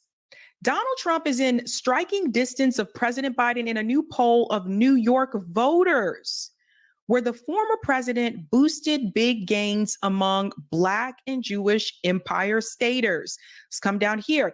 If the election were held today, Biden would receive 47% of the vote to 39% for Trump. Now, this is according to the Siena College poll. This was 805 registered voters that participated in this. The poll's margin of error is 4.1%, means the race could be even closer. Now, again, this is right before Biden dropped out. But peep this. Check this out. And we were looking at here, I want to show you, we'll look at all of it, but I want to highlight here the Black voters here. In New York State, according to the Siena poll, Biden received 59% support among Black voters. That's a decrease from before. And Donald Trump is now receiving 29% support among Black voters. Some people may see this and say, that's no big deal. It's 29%. It's not like it's 50, but that is a big deal. The fact that a Republican candidate is receiving that amount of support in a blue state from Black voters, that is very interesting. And everybody needs to pay attention to that. Now, New York State, listen, just like Massachusetts, they have their red parts and they have their blue parts. But because there's so many people concentrated in New York City, similar to Massachusetts, a lot of people are concentrated in the Boston area, the state tends to turn blue. Upstate New York, there are red pockets. In fact, particularly in the rural part of upstate New York is red for the most part. But because so many people are in New York City and most of them tend to vote Democrats, that's why the state becomes blue. Now, some of you may be wondering what on earth could have happened that would have caused Black voters in New York to lean towards Donald Trump. Let's go into this article a little bit more, and I have another I told you so tonight. I'm sorry. We're keeping with it. I told you so's. Listen to this. We are going to win New York. This is the presumptive Republican nominee, 78, claimed at May 23rd South Bronx rally. That was when he had the rally in the Bronx. The Siena survey found that Trump is supported by 29% of Black New Yorkers and 26% of Latino residents ahead of his November 5th rematch against Biden. Again, this could change now that it's Kamala instead of Biden. In 2020, Trump, who at the time also claimed he was on the cusp of winning New York, was supported by 6% of Black New Yorkers and 22% of Hispanics. So that is a significant increase for Donald Trump among the Black voters. He went from 6% in New York to 29%. This is not something I think people should just wave off. It also shows here, let me go down here, right about there. The 45th president, who grew up in Queens but changed his state of residence to Florida while in office, is significantly outperforming other Republicans, with the same Siena poll finding that the GOP 15 percentage points behind on the generic congressional ballot, 50% to 35%. The ex-president lost New York to Biden by 23.1 percentage points 4 years ago and suffered a 22.5 percentage point defeat against Hillary Clinton in 2016. This part right here is important. The last Republican to win the state of New York was Ronald Reagan in 1984. And just one GOP nominee has topped 40% support since 1992. George W. Bush, who got 40.1% of the New York vote in 2004. So, what is happening here? Let's go back up. Again, this was recent, right before Biden dropped out. Donald Trump now has 29% support from Black voters in New York State. Let's dig a little bit deeper. I want you to hear from some of those voters that said that they are going to support Donald Trump. So again, this is from Spectrum News. Again, Black New Yorkers. I can't play the video because it's local news and local news has copyright. So sorry about that. So I'll just go to the text here. Some Black New York voters discuss their support for Trump. People need to hear this. Again, this is also they're highlighting that Siena College poll. Madeline Brahmi said in November she'll vote for Trump, although there was a time in her life when voting for Trump would have been unthinkable. I was a 45-year loyal Democrat. In 2016, Brahm did not vote for Trump, but she did in 2020. Navigating the criminal justice system after 2018 murder of her son became a turning point. Now a vocal supporter of Trump, Brahmi even took the stage during the Republican National Convention in Milwaukee. In an interview with New York One, Brahmi said, "I knew that he had a conservative values that the country was losing." This part right here, conservative values that the country was losing.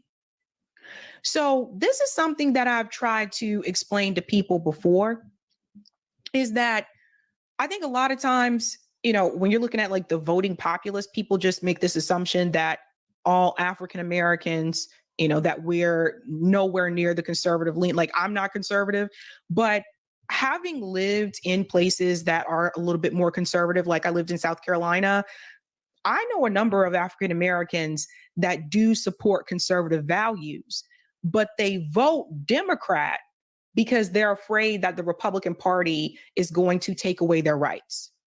Dead serious. Dead serious. In fact, even when it comes to some of the social issues, and this is something a lot of people don't like to hear this, but for those of us that grew up in the church, even when it comes to some of the social issues, some of the Black voters that are heavily religious don't support some of the LGBTQ issues because of the church. So this is one of those things that some people will point to and they will say, how is it that the Republican Party was not able to gain the Black vote the way that the Democratic Party did, right? And you have to remember, if you go back in history, you'll see that at one point in time, a lot of Black people were conservative. Things changed over time because the parties changed. That being said, a lot of it is based on fear. I was talking to my dad earlier today, and he was talking about Project 2025. And I was like, Dad, all this stuff, some of these things, if you actually read it, have already been enacted. They've been going on for years. Some of these things are just based on fear. It goes on to say here, for Linwood Dillard, November would be the first time he votes for Trump. As a business owner, Dillard said during the pandemic, Trump was giving a lot to the people that were small business owners. This is another thing that I've heard from Black voters. When Biden got in office, I just didn't see the same thing. Brahmi said when it comes to inflation, she's felt the financial squeeze during the Biden administration. So we're getting down to the economic issues, the bread and butter issues, right? The middle class has been pushed down to the working poor, and the working poor have been pushed down to the working dirt poor. That's what's happening. That's coming from Brahmi. I'm among the working dirt poor, and I'm so sick and tired. So this is one of the things that I have heard from Black voters that I talked to out on the street. And I said, why are you leaning that way? You weren't leaning that way before. And they bring up the economic issues. Number one concern for most voters is the economy. I don't own a small business, but having talked to people that did own small businesses, they did say they appreciated what they got from Donald Trump during that time. Now, we got to get to another part of this discussion that brings in the Democratic Party. Because for the longest time, the Democratic Party has relied on our vote, on the Black vote, but they haven't really done anything for the Black community. And I want to take you back to something that was revealed. One of the things that was revealed with the Nancy Pelosi emails when it came to BLM. Peep this, fam. I tweeted this a couple of days ago. Listen to this. These were instructions for Democrat politicians during the George Floyd protests. Don't offer support for concrete policy solutions. Listen to this, guys. This has continued with any ask from the Black community. They implement policy for every group except Black people. You don't owe them a damn thing. And we'll look at this. This is straight from that information that was revealed from Nancy Pelosi's email. Tactics: meet with local activists. If approached by BLM activists, campaign staff should offer to meet with local activists. Invited BLM attendees should be limited. Everybody paying attention, right? It should be limited. Please aim for personal or small group meetings. Listen to their concerns. Don't offer support for concrete policy positions. Frontline district staff should meet with activists. Again, we want to focus on number 2. Don't offer support for concrete policy positions.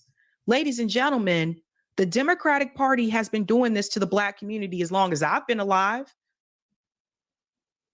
They'll pander to you.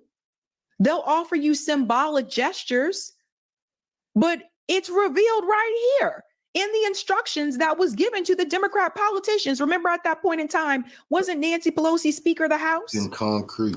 So what was told to Nancy Pelosi and to get her sheep in order was not to offer any support for concrete policy positions. And I have seen this happen with every interest or concern that has been brought up by the Black community to the Democratic Party. They pander to you. They kneeled in kente cloth. They gave you Juneteenth as a holiday. But when you start asking for real reform, real change, real material conditions, they're not offering you any concrete policy positions. This is how someone like Donald Trump was able to beat Hillary Clinton. This is why Donald Trump now has 29% of the Black vote in New York. You can't just continue to do this. You can't just continue to pander to Black Americans and expect us to just show up and stand in line for 10, 14 hours at some of these polling stations to vote for a party that doesn't give you anything. It doesn't do anything to help the community. But you'll watch them put everybody else above you. And speaking of this, here's another one about New York. People don't want to hear it. But part of the reason why you're hearing more Black voters in cities like New York and Chicago and here in Boston say that they are willing to vote for the Republican Party is because they are tired of being ignored by the mayors in these cities that claim that they are trying to work with the Biden administration. All Democrat mayors, they are tired of being ignored. They're tired of their communities being neglected, but they are watching other groups come into their communities, and these mayors are giving them everything. Now, I brought this up back when? I brought this up back when it was brought to my attention that Mayor Adams was giving things to migrants that he wasn't willing to give to Black New Yorkers who grew up there. This is not to shame migrants. I have no problem with international community. I have no issue. I understand why they're coming here. They're coming here because our government destroyed their countries. And you got to take it all the way back to that. Because if our government would have left those countries alone, those people would still have a country that they can live in that is doing okay, or at least well economically. Our government has put so many sanctions on all these different countries. These people have nothing left. Nothing left. Look at how they destroyed Haiti. Look at what they did to Venezuela. Okay? Country after country. But now what you have happening is you have corporations, you have CEOs, you have the billionaire class, you have corporate interests that has found a way to pit the workers against each other. And now they're doing this with the migrant community versus the Black American community. Eric Adams is no different. Think about this when you wonder why he has 29% of the vote in New York. Listen. Adams insisting the prepaid cards would curb the cost of inefficient food distribution that has led to expensive food waste, potentially saving taxpayers roughly $7 million a year. Adding the cards can only be used for food and baby supplies, with a limit of up to $1,000 per month for a family of 4. If this is successful, we're going to expand it even more. The pilot program drawing immediate criticism, including from rapper 50 Cent, who went on to social media to vent his frustration, writing, "Maybe Trump is the answer." Now, 50 Cent is a rapper, a celebrity, but he's also from New York. And I don't agree with him on everything either. He can be an ass sometimes. He can be an ass sometimes, but he came out swinging against Eric Adams and basically was like, G-unit. Because you can go to the Bronx, you can go to some parts of Brooklyn. A lot of Brooklyn's been gentrified now since I've lived there. And you just see people just living in despair, buildings falling apart. One disaster away from crumbling to the ground because the infrastructure is so bad. And people were upset because they said Eric Adams is giving them debit cards, giving them $1,000 a month, when there are Black New Yorkers that don't even qualify for SNAP benefits. This was when it was first announced, by the way. The benefits have increased since then, if you didn't know. Okay, they've increased since then. I have spoken to Black New Yorkers, Black people in Chicago, Black people here in Boston, and from what I have seen and what I've been told, they're showing me that some of these, the amounts on some of these debit cards exceed what they get for SNAP benefits.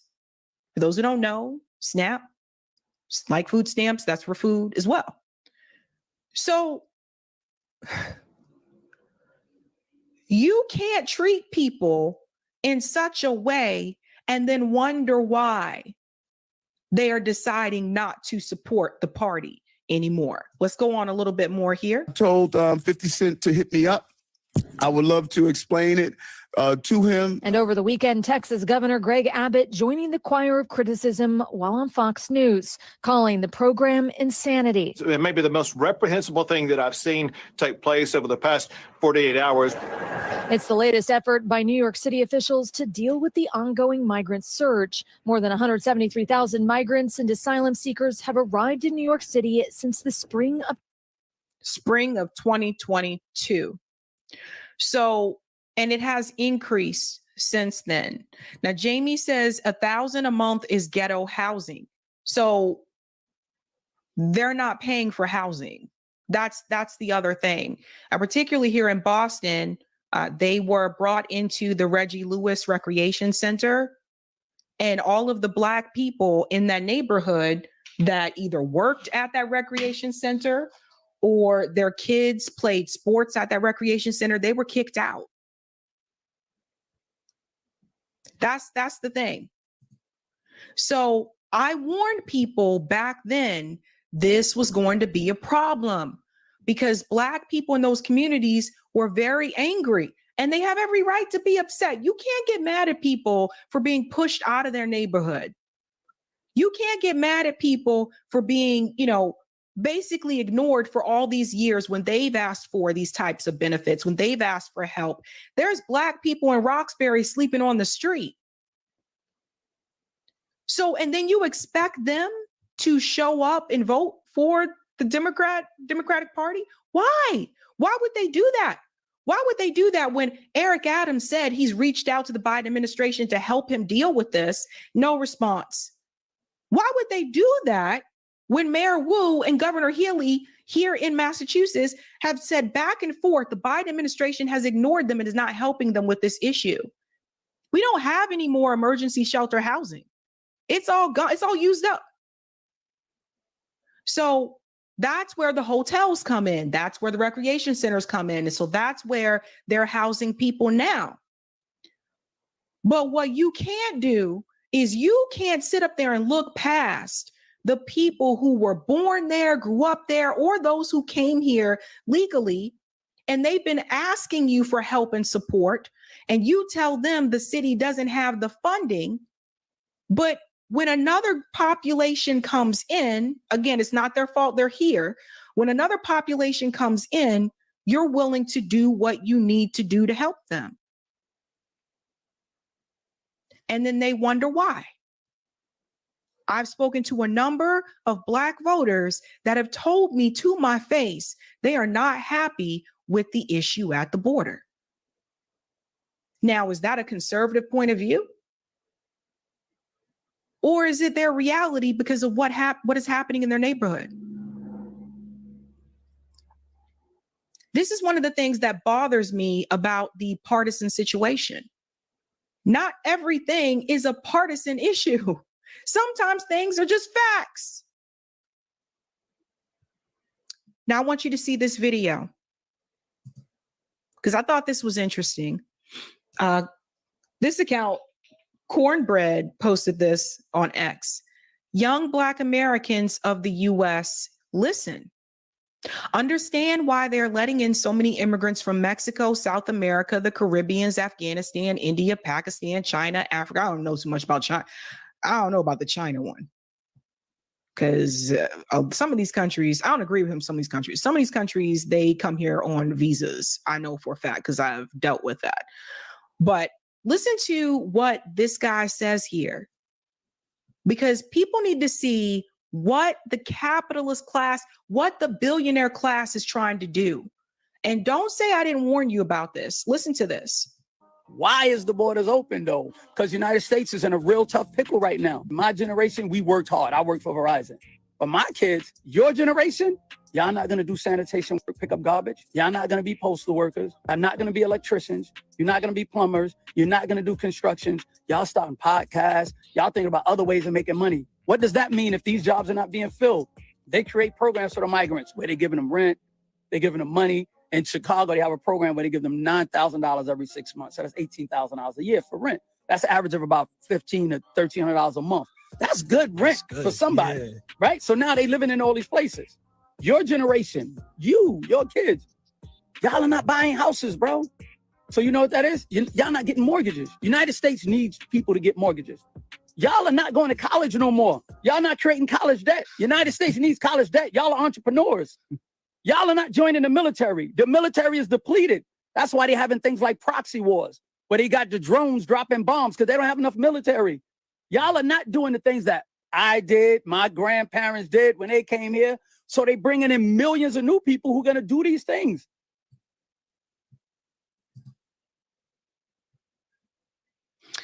I was thinking about this as well.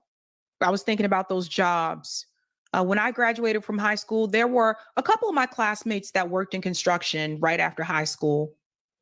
Others went to college, like myself. A lot of them joined the military, to be honest. Those days have changed. Remember, how many times have I told you on this show that military recruitment has declined dramatically? So like younger people are like, no, we're not trying to go fight these wars. And you can't blame them. We're not trying to go fight these wars. No. And I don't think there's anything wrong with the things that he was saying about the careers that younger people are choosing to do. Like they want to be entrepreneur. I don't think there's anything wrong with that.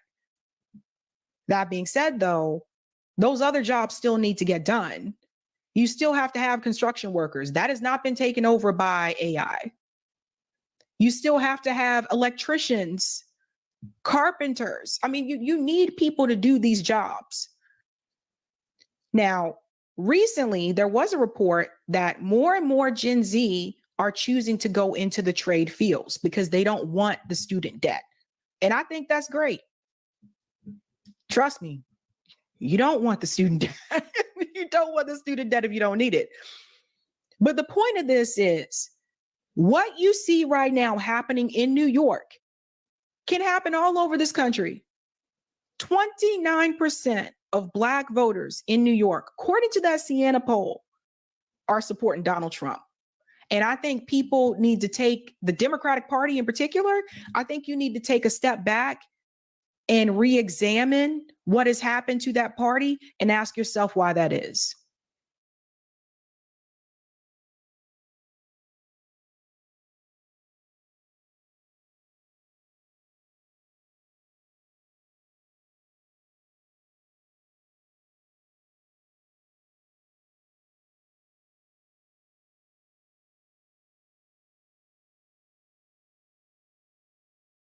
Before we get into the heavier stuff, at least let's share a live together. I used to believe everything I'd see on the news, but that's before I discovered a brain.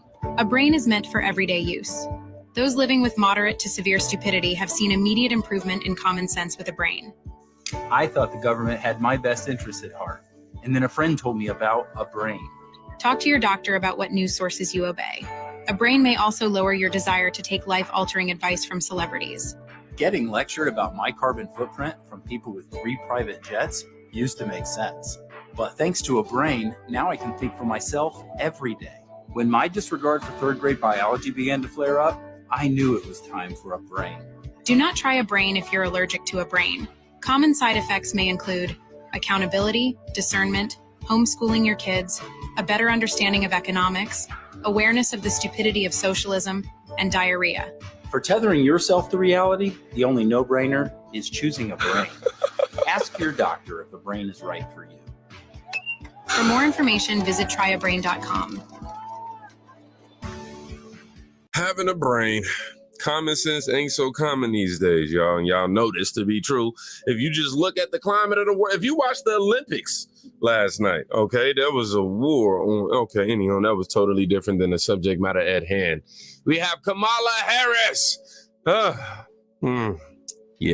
You know, I used to be one of those believers of everything I heard on the news. It was actually my belief in what I heard from CNN talking points, because I believed in them so much that when it came time to hear, you know, content in full context, and then I watched how they chopped it up, yeah, it was my demise. Anywho, Kamala Harris. The grifting keeps on grifting, y'all. I told y'all we wanted to at least laugh before we got to all the seriousness. James O'Keefe, a journalist that we previously reviewed on this channel, exposed Act Blue and how Kamala Harris and the Democrats have been funneling or stealing their votes. Their revenue for their campaigns. Excuse me, y'all. It's first video today, just waking up. Anyhow, this elderly woman starts to cry when she's told about the 5,300 different donations made in her name through Act Blue. Y'all still think nothing is up, right? Y'all still think, okay, go ahead, proceed. You know what I'm saying? We got this thing called a brain. Y'all, without it, deal with it. I remember giving hundreds of dollars to each of those. Well, I don't know what to do now because I don't know what to do. I should think that Act Blue would have been suspicious and not been in touch with me. Right. That definitely ain't the case. Is that her giving goes from $15 to $5,000. In the past 2 years, that you gave 5,300 times. Does that number make sense? 5,300 times? Yes. How much is the money? $86,708. Does that number make sense to you? $86,000. Yeah. 21 and 22, do you think you gave over $30,000? No. No.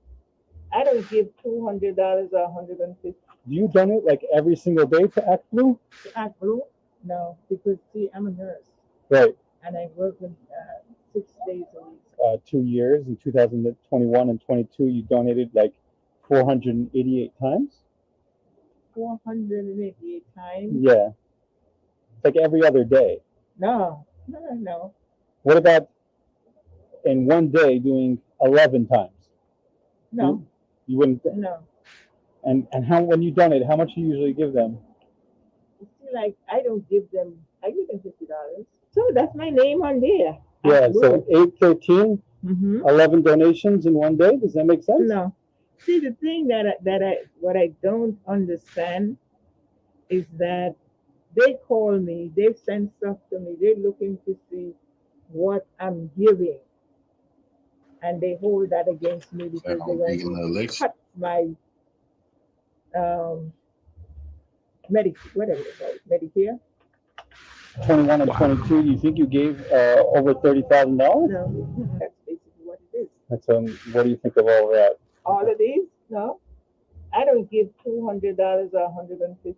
That's why I stopped giving it to Apple. You stopped giving Apple for that reason? Yeah. Right, so we have here, what I found most interesting is that her giving goes from $15 to $5,000. Oh, gosh. $199,000, basically $200,000 over 2 years of 2022 and 2021. You think from Joanne? Yeah, does that make sense? No. Okay, so that's why I thought you should look at it. I counted 171 donations over the 2 years. To do a donation online probably takes about 3 minutes. 3 minutes times 100 transactions is, I don't know, a few hours of work. That means she's sitting all day doing this. You think? I know. You think that's her doing that? It could be, but I didn't know. I didn't realize it was that much. Right, and you were saying you were not happy with how much it was. The way you say this now, it seems to me that somebody must have been using. I have a newfound respect for somebody who's doing a lot of good. I understand you don't not necessarily like it, but because we're not that rich.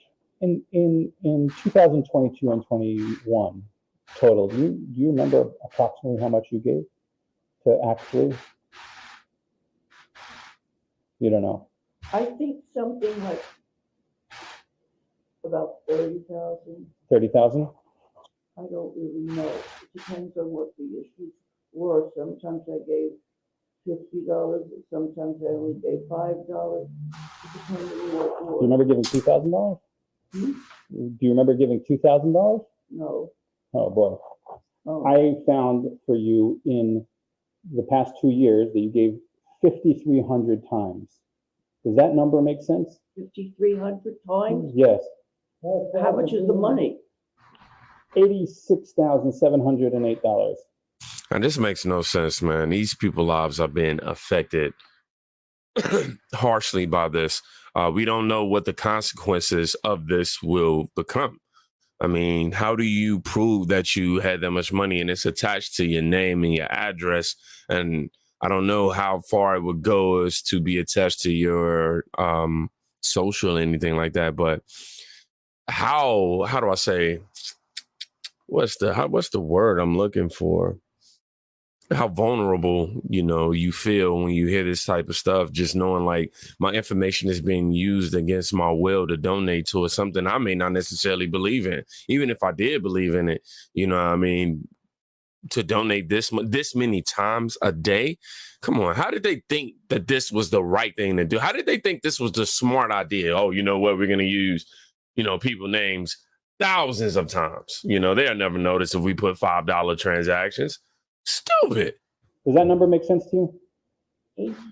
$86,000. Yeah.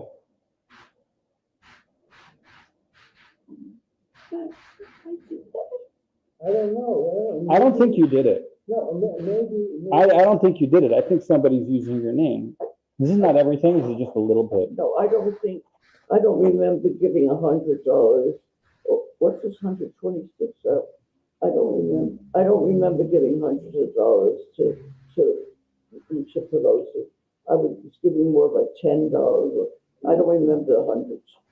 These are the opposite. These are like the small donations of $1 at a time. $1? I don't remember it.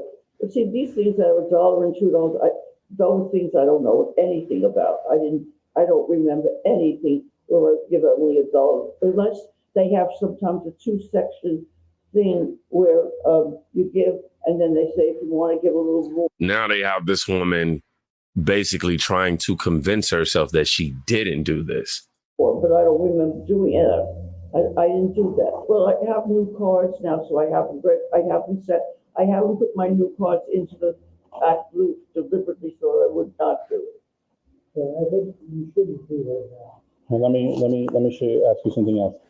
This is September 30th in 22. In one day, 108 donations. In one day? Yeah. No wonder they keep contacting me as if and they keep giving me like recognition as I'm one of the best that they have and this and that. Well, I don't know what to do now because I don't know what to do. I'm going to make some recommendations for you, okay? I just want to.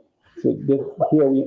I don't want to show you more because I don't want to make you hurt. But these are just the date is changing. But there's. These look more like the kind of thing I would have done. That's all done in one day. Yeah, because in one day? Yeah. No, I don't do that many in one day. No. I should think that Act Blue would have been suspicious and gotten in touch with me. Not you. This is crazy. Listen. This is something that there is something going on. I don't know where someone got my name. I don't know. But that's not all me.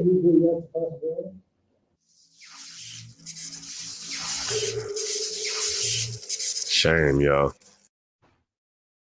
I'm just saying, if I was to discover some information like that, my first question would be, how do I check to see if we're being targeted and used for fraud? Like, and if we are, we need to follow the money and figure out who it's coming from and get this taken care of. Because I ain't about to be dealing with Uncle Sam when it comes to this. Y'all got me messed up. You got Act Blue out here laundering money by stealing people's names and addresses and using it against their will to funnel their money to these Democrats, man. Wow. And then on top of that, sure, I would have probably did something like, hey, I accidentally made all these donations. Let me get all that money back. That would have been a way I would have fought the system. Or I'm like, you know what? But on a serious note, man, you're ruining people's lives right here, man. Again, we don't know the ramifications of this. We don't know how extensive the damage will be. I haven't got an update on any of those, but stealing from seniors is super low, bro. That's super low, man, even for Democrats. Again, if I was her, I would just request a refund. And if she do that, she might be able to get some dollars back. Let's go ahead and read these comments before we get into the next video. Somebody needs to hold these people accountable. This cannot continue. Wait, you mean New Jersey Democrats are corrupt? Who would have thought? How is this legal? How long have the Democrats been doing this? I've read on here, and it's a genius move. They need to request to get their money back, right? Somebody wrote. Somebody has two questions. One, are these funds actually being taken from the people? For example, the first lady was 83,000. Was 83,000 of her money taken? Good question. I doubt it, though. I think that this is coming from a higher ups account whom can't donate themselves, because if they do, it will raise some alarm. So they funnel it through the people. And they said if it wasn't her money and someone just used her name to launder the money, was she let known it wasn't her funds that were taken? Obviously, she wasn't. She was getting praised by Act Blue. I feel like the angle this all has is very confusing take, just like the way they worded this. Haven't finished the whole video yet, though, somebody was saying. Okay, cool. I don't know much of what I got from that. I feel bad for these elderly people who are being scammed. That one woman said they would call her to send her stuff looking to see what she was giving and would hold that against her. And they wanted to cut her Medicare. They were threatening these people, y'all. Wow. This makes no sense. Anyhow, moving on. What a shocker. BLM donations are taken through Act Blue. If you go to Black Lives Matter's website and hit donate, the next webpage is secure.actblue. So they are funneling funds from all these platforms. Jared GG7 from Tampa, Florida. Glad you took time out of your day to call me a dumbass. By the way, y'all probably can't see the comment. I'm going to bring it to this screen for a second so y'all can see this. At the very top, the question says, where's the proof of this? I know all the money you dumbasses donated for the wall is in Trump's wallet, is what he says. So this is what he's responding to, by the way. So make sure we get that out of the way. Jared GG7 from Tampa, Florida. Glad you took time out of your day to call me a dumbass. Let me give you a little bit of background information about me. I'm ex-military, degree in information technology, and I deal in facts, not propaganda and bullshit. We're going to go to blacklivesmatter.com. Then we're going to scroll down the page and we're going to hit that donate button. When we hit that donate button, you're going to notice up at the top that URL changes to secureactblue.com. We're going to go ahead and make our donation. Then once we've made our donation to secureactblue.com, we're going to go to opensecrets.org and we're going to search Act Blue and find out where all the Act Blue donations are going. If you've done that search on opensecrets.org, you're going to look down and scroll down the page, and you're going to see that $613 million went to Biden, $186 million went to Bernie Sanders, and on and on. If you need any more help with the internet, let me know. Be glad to help you. Have a great day. Everything these Democrats are doing is just scam behavior. And I mean, to the guy who asked that question, boom, right in your face, man. Because the information is available to us to go do the research right then and there. But instead of us doing that, we'd rather badger somebody by taking the time out of our day to ask them silly questions and make silly assumptions about their person. We'd rather spend time doing that than actually taking that same time to go do the research, bro. Baffles me. Somebody says, where's the FEC? Where's the GOP lawsuits and complaints to the FEC? Come on, GOP. Y'all got to do better than this, for real. I tell you what, Fannie Willis need to go ahead and hit them up for a RICO. What? You know what I'm saying? Somebody said that's how the DNC racked in all that money. What's the game? 2 cars, Marty? Not a monthly, amen. I just did it, and it's true. RICO, we knew this in June of 2020. Somebody said, yes, since 2020. No kidding. So everybody, I'm just finding out about it. Apparently, people been on this for years. That goes to show you, bro. That goes to show you, man. That goes to show you. Cult Figure. Follow me.